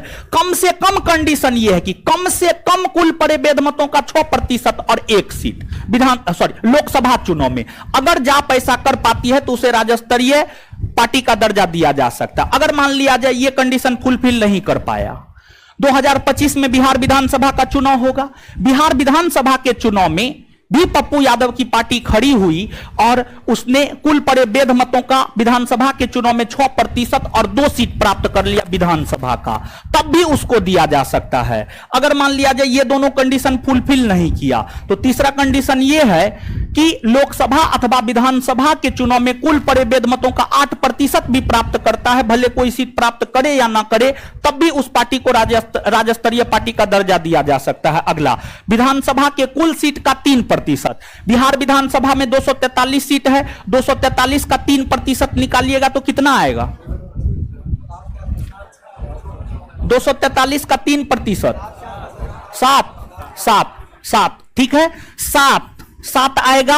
और फिर जो है आपको 3 है, दोनों में से जो अधिक हो, मतलब पप्पू यादव के यानी बिहार के संदर्भ में पप्पू यादव की पार्टी को कम से कम 7 को विधानसभा सीट जितना होगा 243 में से अगर पप्पू यादव की पार्टी 7 को विधानसभा सीट जीत जाती है, तब भी उसे राज्य स्तरीय पार्टी का दर्जा दिया जा सकता है। अब आपके मन में यह प्रश्न होगा, क्या ये सभी कंडीशन फुलफिल करना जरूरी है? एकदम नहीं, कोई भी एक। देखिए यहां पर लिख रहे हैं या, समझ गए, या का मतलब कोई भी एक, इन कंडीशनों में से कोई भी एक कंडीशन को फुलफिल करता है तो उसे राज्य स्तरीय पार्टी का दर्जा दिया जा सकता है। कोई भी एक, सब नहीं, कोई भी एक। क्लियर है? तो ये चीज है। अब आते हैं राष्ट्रीय दल। राष्ट्रीय दल में पहला यह है, 4 राज्यों में राज्य स्तरीय दल का दर्जा प्राप्त करता है, या दूसरा कंडीशन यह है कि लोकसभा के कुल सीट का 2% प्राप्त करता है, लोकसभा के कुल सीट का 2% प्राप्त करता है, और यह 2% सीट जो है 3 राज्य अथवा उससे अधिक राज्यों से प्राप्त करता है। तो लोकसभा में टोटल 543 सीट। अब 543 का 2% अगर आप निकालिएगा तो 543 का 2% अगर आप निकालिएगा तो लगभग 11 सीट आएगा। तो लोकसभा के 543 सीट में से 11 गो सीट कोई पार्टी प्राप्त करता है और वह 11 गो लोकसभा सीट कम से कम 3 राज्य से है, तब उसे राष्ट्रीय दल का दर्जा दिया जा सकता है, नहीं तो नहीं दिया जा सकता है। जैसे कि इसको ऐसे समझिएगा, नीतीश कुमार जदयू, नीतीश कुमार की पार्टी है जदयू, जनता दल यूनाइटेड। जनता दल यूनाइटेड को लोकसभा में 16 सीट है, लेकिन 16 का 16 सीट बिहार से ही जीता है। अगर जनता दल यू लोकसभा में 11 ही सीट जीतता, लेकिन 4 गो बिहार से जीत जाता, 5 गो झारखंड से जीत जाता और 2 गो बंगाल से जीत जाता, 4 5 9 2 11। अगर Janata Dal you 11 he seat जीतता, लेकिन 3 अलग अलग राज्य से अगर जनता दल यूनाइटेड जीतता तो उसे राष्ट्रीय दल का दर्जा दिया जा सकता था। लेकिन वर्तमान में 16 गो सीट उसके पास है, लेकिन सिर्फ एक राज्य से ही जीता है, इसी वजह से उसे राष्ट्रीय दल का दर्जा नहीं दिया जा सकता है। तो दूसरा कंडीशन यह है कि लोकसभा के कुल सीट का 2% सीट जीते, अर्थात 11 सीट जीते और 11 सीट जो है 3 अलग अलग राज्य से, 11 सीट जो है 3 अलग अलग राज्य से, तब दिया जा सकता है। या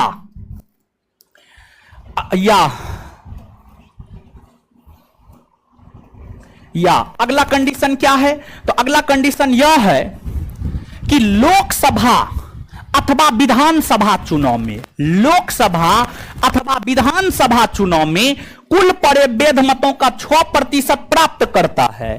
लोकसभा अथवा विधानसभा चुनाव में कुल पड़े वैध मतों का 6% प्राप्त करता है तथा एक या एक से अधिक राज्यों से 4 लोकसभा सीट जीतता है, 4 लोकसभा सीट जीतता है। तो इस आधार पर भी किसी भी पार्टी को राष्ट्रीय दल का दर्जा दिया जा सकता है। लोकसभा अथवा विधानसभा चुनाव में कुल पड़े वैध मतों का 6% प्राप्त करता है और यह 6% वैध मत, कुल पड़े वैध मतों का 6% प्राप्त करता है तथा एक या एक से अधिक राज्यों से 4 लोकसभा सीट जीतता है। तो इस आधार पर भी किसी पार्टी को राष्ट्रीय दल का दर्जा दिया जा सकता है।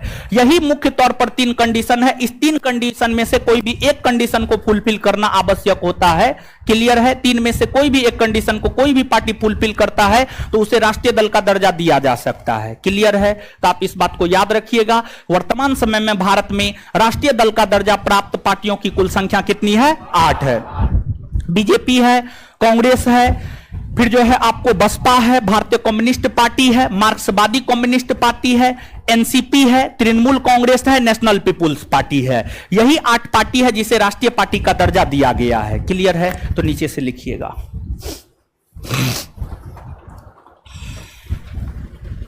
क्वेश्चन नंबर 6, भारत में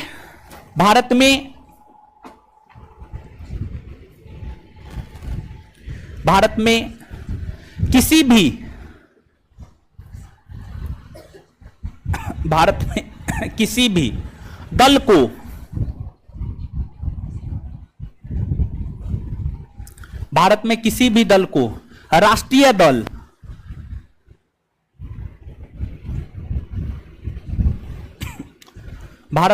भी दल को राष्ट्रीय दल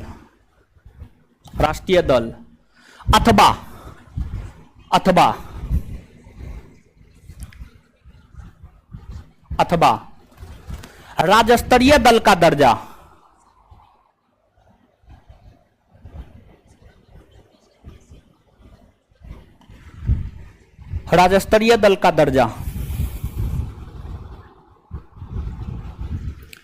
इलेक्शन कमीशन ऑफ इंडिया के द्वारा दिया जाता है।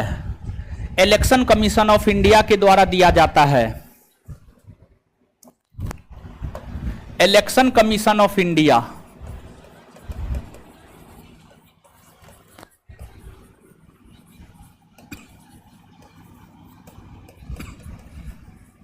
इलेक्शन कमीशन ऑफ इंडिया के द्वारा दिया जाता है। Full stop. इस आयोग के विषय में जानकारी हमें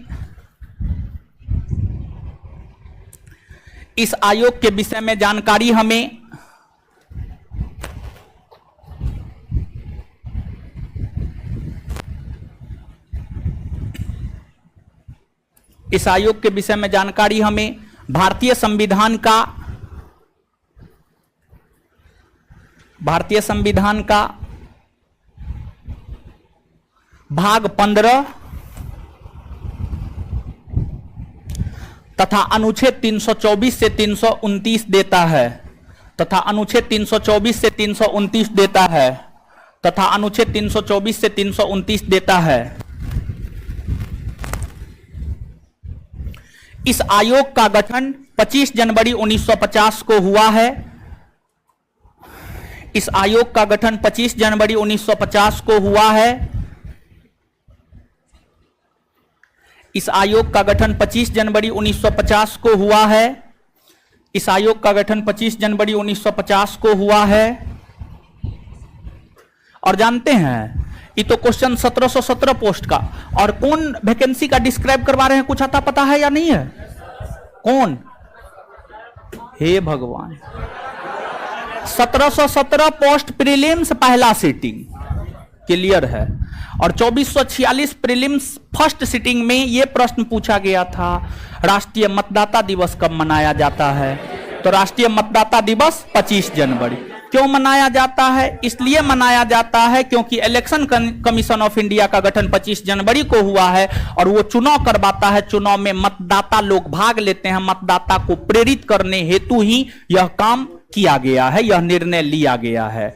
तो उसी में लिखिएगा, प्रत्येक वर्ष 25 जनवरी को राष्ट्रीय मतदाता दिवस के रूप में मनाया जाता है। उसी में कंटिन्यू, प्रत्येक वर्ष 25 जनवरी को राष्ट्रीय मतदाता दिवस के रूप में मनाया जाता है।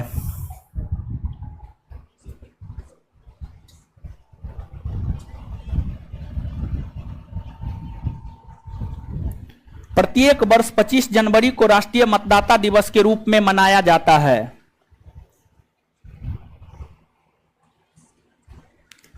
यह आयोग मतलब इलेक्शन कमीशन ऑफ इंडिया, यह आयोग राष्ट्रपति उपराष्ट्रपति, यह आयोग राष्ट्रपति उपराष्ट्रपति, यह आयोग राष्ट्रपति उपराष्ट्रपति, यह आयोग राष्ट्रपति कोमा उपराष्ट्रपति, यह आयोग राष्ट्रपति कोमा उपराष्ट्रपति कोमा लोकसभा राज्यसभा कोमा देते जाइएगा, लोकसभा राज्यसभा, लोकसभा राज्यसभा, विधानसभा विधान परिषद, विधानसभा विधान परिषद, विधानसभा विधान परिषद के लिए चुनाव करवाता है। यह आयोग राष्ट्रपति उपराष्ट्रपति लोकसभा राज्यसभा विधानसभा विधान परिषद के लिए चुनाव करवाता है, के लिए चुनाव करवाता है। अब 2 कॉलम बनाइएगा। राष्ट्रीय दल का दर्जा प्राप्त करने की शर्तें, राष्ट्रीय दल का दर्जा प्राप्त करने की शर्तें, और दूसरा में राज्य स्तरीय दल का दर्जा प्राप्त करने की शर्तें।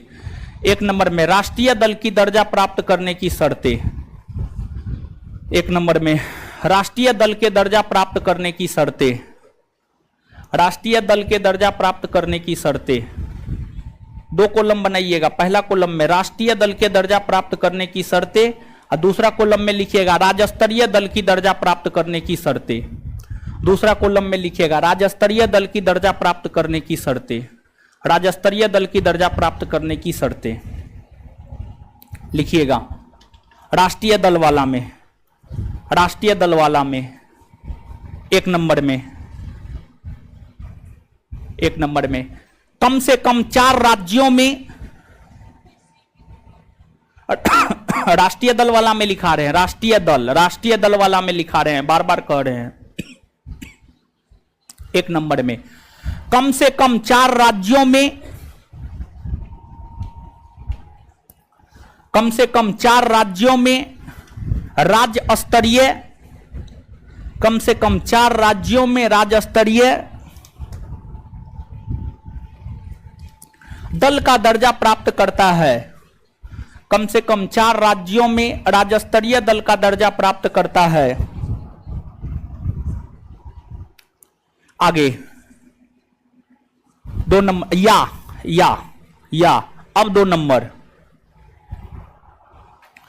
लोकसभा के कुल सीट का लोकसभा के कुल सीट का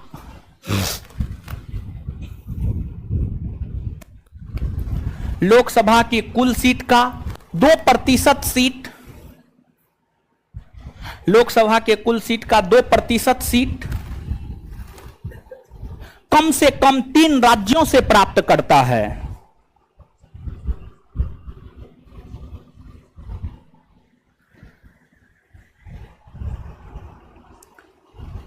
या तीसरा नंबर में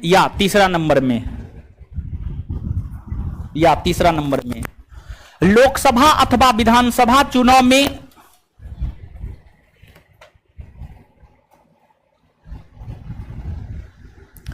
लोकसभा अथवा विधानसभा चुनाव में कम से कम 4 राज्यों में, लोकसभा अथवा विधानसभा चुनाव में कम से कम 4 राज्यों में, लोकसभा अथवा विधानसभा चुनाव में कम से कम 4 राज्यों में, लोकसभा अथवा विधानसभा चुनाव में कम से कम 4 राज्यों में कुल पड़े वेद मतों का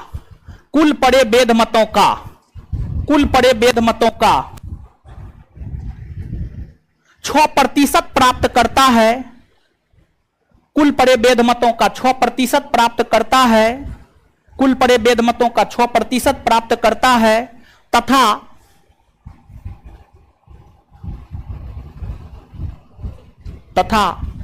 4 लोकसभा सीट तथा 4 लोकसभा सीट तथा 4 लोकसभा सीट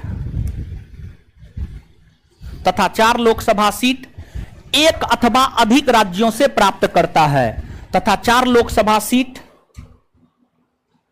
एक अथवा अधिक राज्यों से प्राप्त करता है तथा 4 लोकसभा सीट एक अथवा अधिक राज्यों से प्राप्त करता है।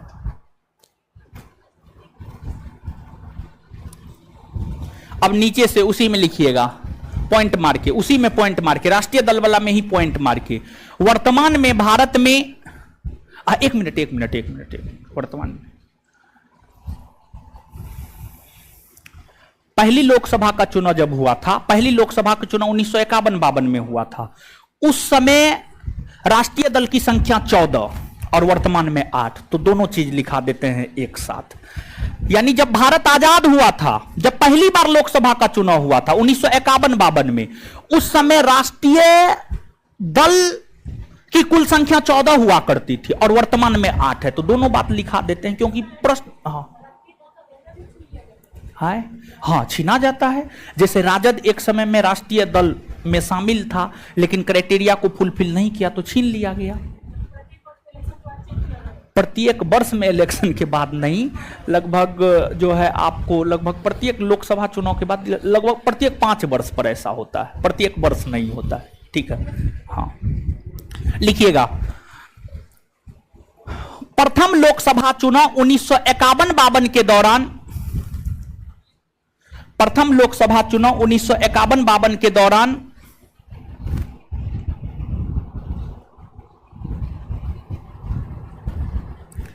प्रथम लोकसभा चुनाव 1951-52 के दौरान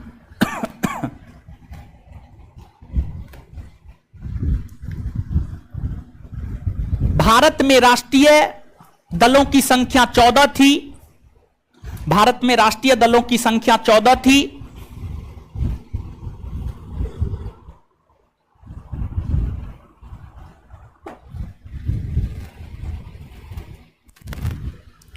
जबकि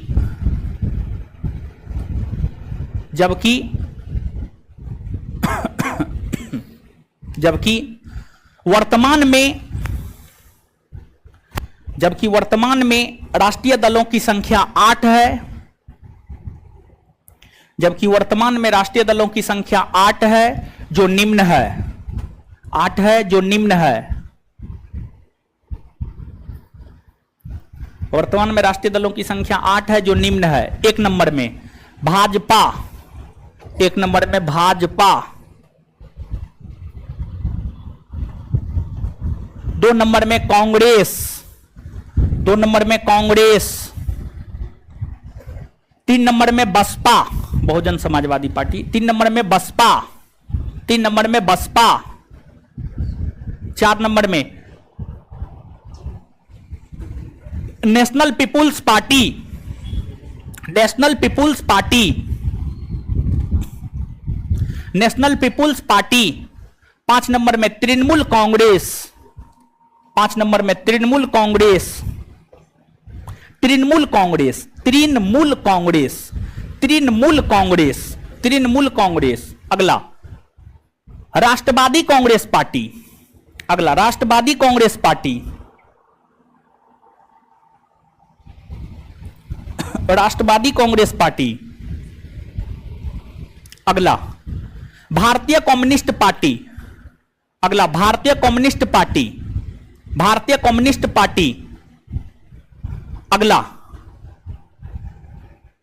मार्क्सवादी कम्युनिस्ट पार्टी, अगला Marxwadi communist party, Marxwadi communist party.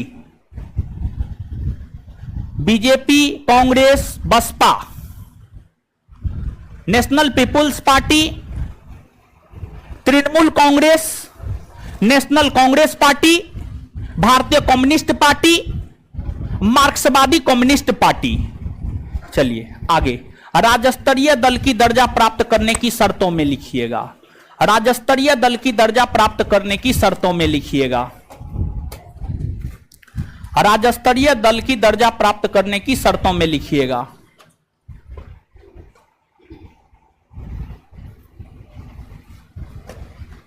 Lok Sabha चुनाव में किसी राज्य में, लोकसभा चुनाव में किसी राज्य में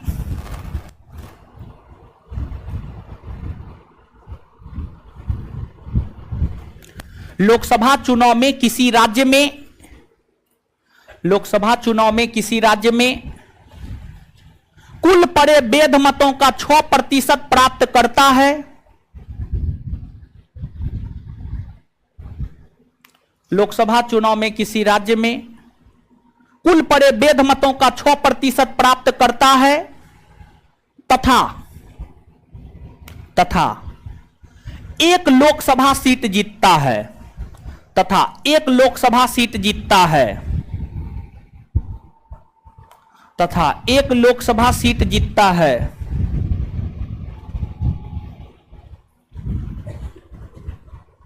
आगे दूसरा, या के बाद दूसरा पॉइंट, या दूसरा पॉइंट, या दूसरा पॉइंट। किसी राज्य में विधानसभा चुनाव में, किसी राज्य में विधानसभा चुनाव में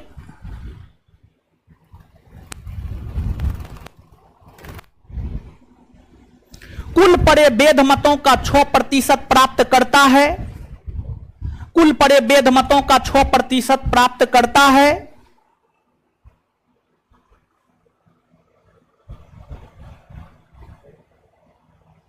कुल पड़े वैध मतों का 6% प्राप्त करता है तथा 2 विधानसभा सीट जीतता है, तथा 2 विधानसभा सीट जीतता है, तथा 2 विधानसभा सीट जीतता है, तथा 2 विधानसभा सीट जीतता है, तथा 2 विधानसभा सीट जीतता है, तथा 2 विधानसभा सीट जीतता है।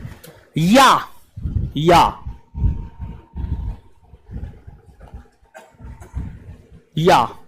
3 नंबर में, या 3 नंबर में लोकसभा अथवा विधानसभा चुनाव में,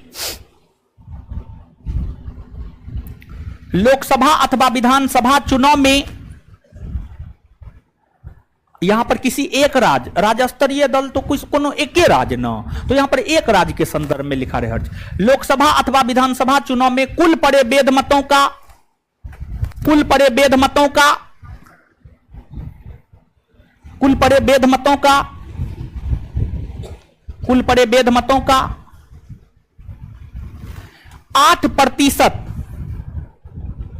मत प्राप्त करता है, कुल पड़े वैध मतों का 8% मत प्राप्त करता है। कॉस्ट में यह प्रावधान 2011 में जोड़ा गया है, कॉस्ट में लिख लीजिएगा, यह प्रावधान 2011 में जोड़ा गया है, यह प्रावधान 2011 में जोड़ा गया है, यह प्रावधान 2011 में जोड़ा गया है। या अगला पॉइंट, चौथा पॉइंट, या चौथा पॉइंट, किसी राज्य में किसी राज्य में विधानसभा के कुल सीट का 3%, किसी राज्य में विधानसभा के कुल सीट का 3%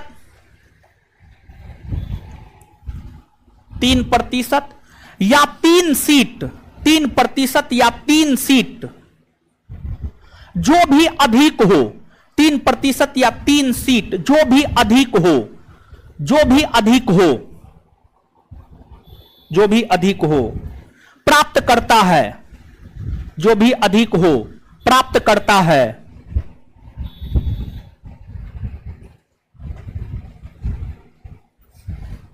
प्राप्त करता है। यही सब कंडीशन है। और इस सब कंडीशन में से कोई एक, इस चीज को बार बार आप समझिएगा, देखिए सब कंडीशन फुलफिल करना है, सब कंडीशन, कोई एक ना हो, हाँ या ना, समझ पा रहे हैं? चलिए क्लियर है। तो ये चीज है। तो आइए एक बार हम लोग याद करते हैं, पुनः आगे बढ़ेंगे। भारत के भीतर किसी भी पार्टी को राष्ट्रीय पार्टी या राज्य स्तरीय पार्टी का दर्जा कौन देता है? Election commission of India, election commission of India. इसके विषय में जानकारी हमें भारतीय संविधान के किस भाग से? भाग 15। इलेक्शन कमीशन ऑफ इंडिया के विषय में जानकारी हमें किस भाग से मिलती है? भाग 15। कौन अनुच्छेद से कौन अनुच्छेद? 324 से 300। इलेक्शन कमीशन ऑफ इंडिया किसका किसका चुनाव करवाता है? इलेक्शन कमीशन ऑफ इंडिया किसका किसका चुनाव करवाता है? इलेक्शन कमीशन ऑफ इंडिया का गठन कब हुआ है? गठन कब हुआ है? राष्ट्रीय मतदाता दिवस कब मनाया जाता है? राष्ट्रीय मतदाता दिवस। वर्तमान में भारत में राष्ट्रीय दल का दर्जा प्राप्त, वर्तमान में आजादी के समय, आजादी के समय, चलिए राज्य स्तरीय दल का राष्ट्रीय दल का दर्जा प्राप्त करने के लिए कितने राज्यों में राज्य स्तरीय दल, कितने राज्यों में?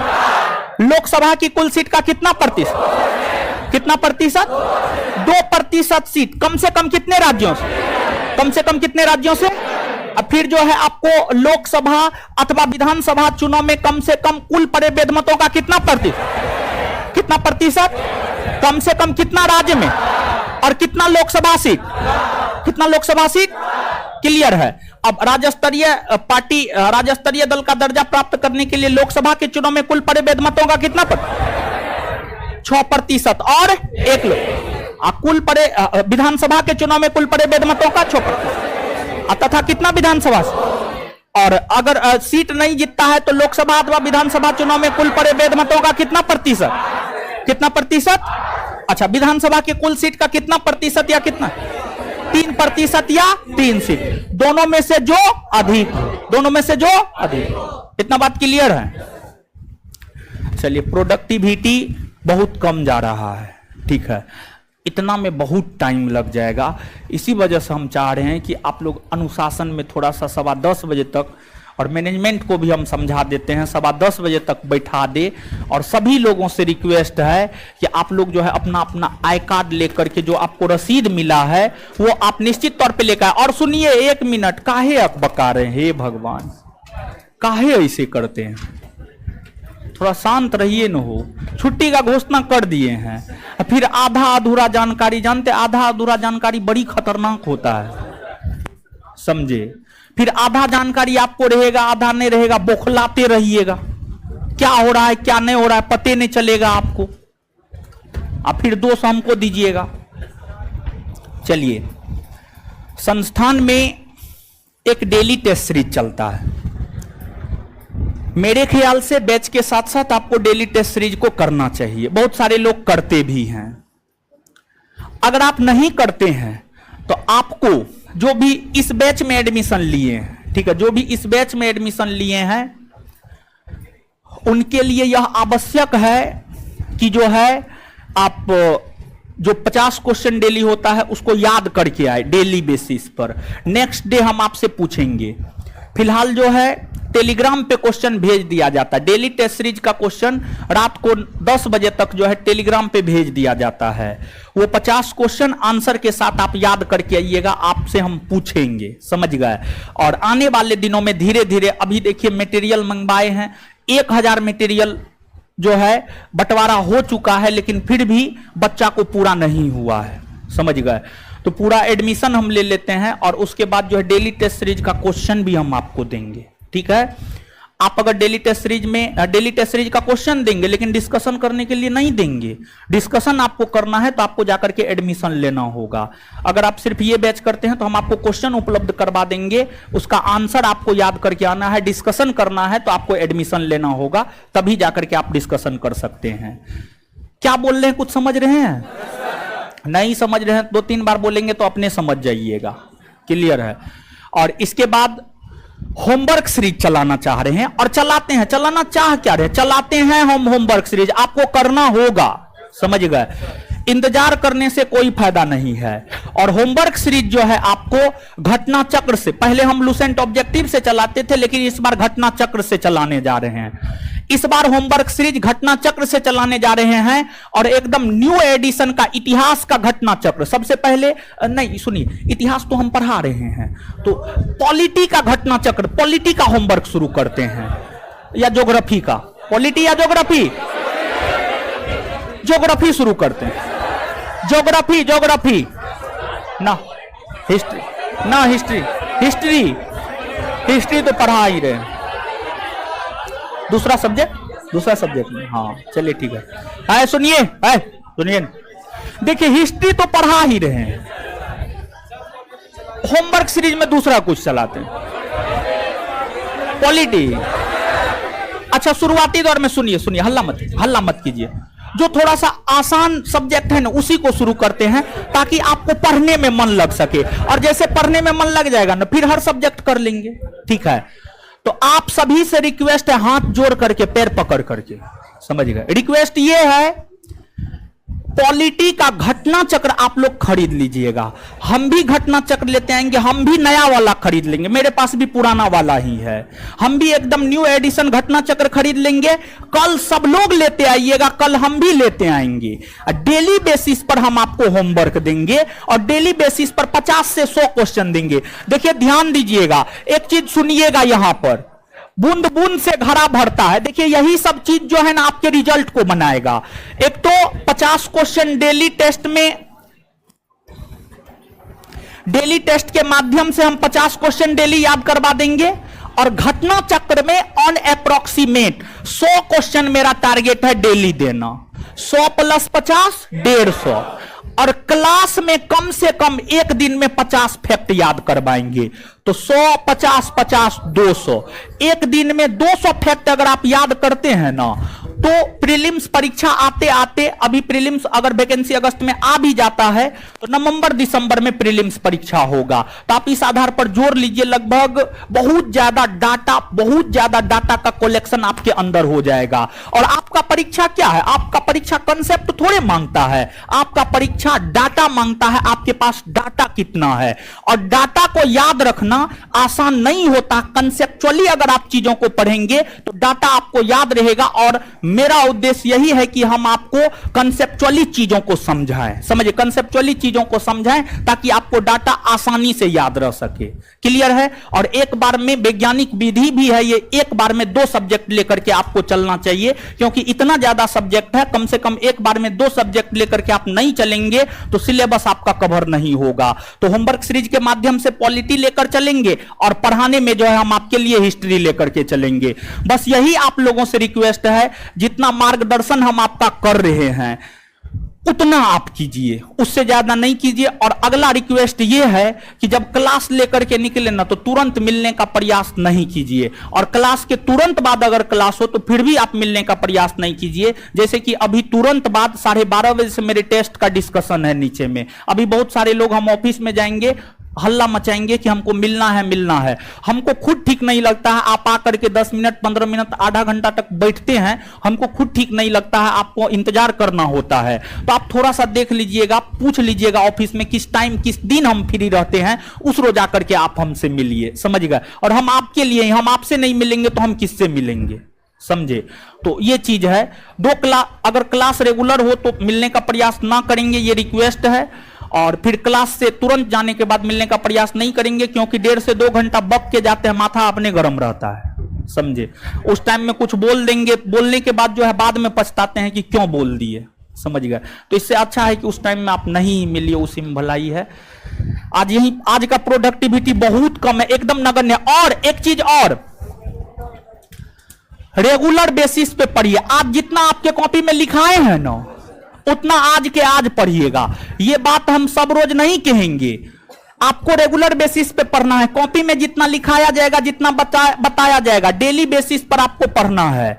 और आपको अपने भगवान की कसम है, आप जिसको मानते हैं आपको उसकी कसम है, जब तक आप सफल नहीं हो जाते तब तक आप डेली बेसिस पे पढ़िए, समझे। धन्यवाद सभी लोगों का। कल मेरा ही क्लास होगा, इस पूरे सप्ताह मेरा क्लास होगा, इस पूरे सप्ताह आपके बैच में मेरा क्लास होगा।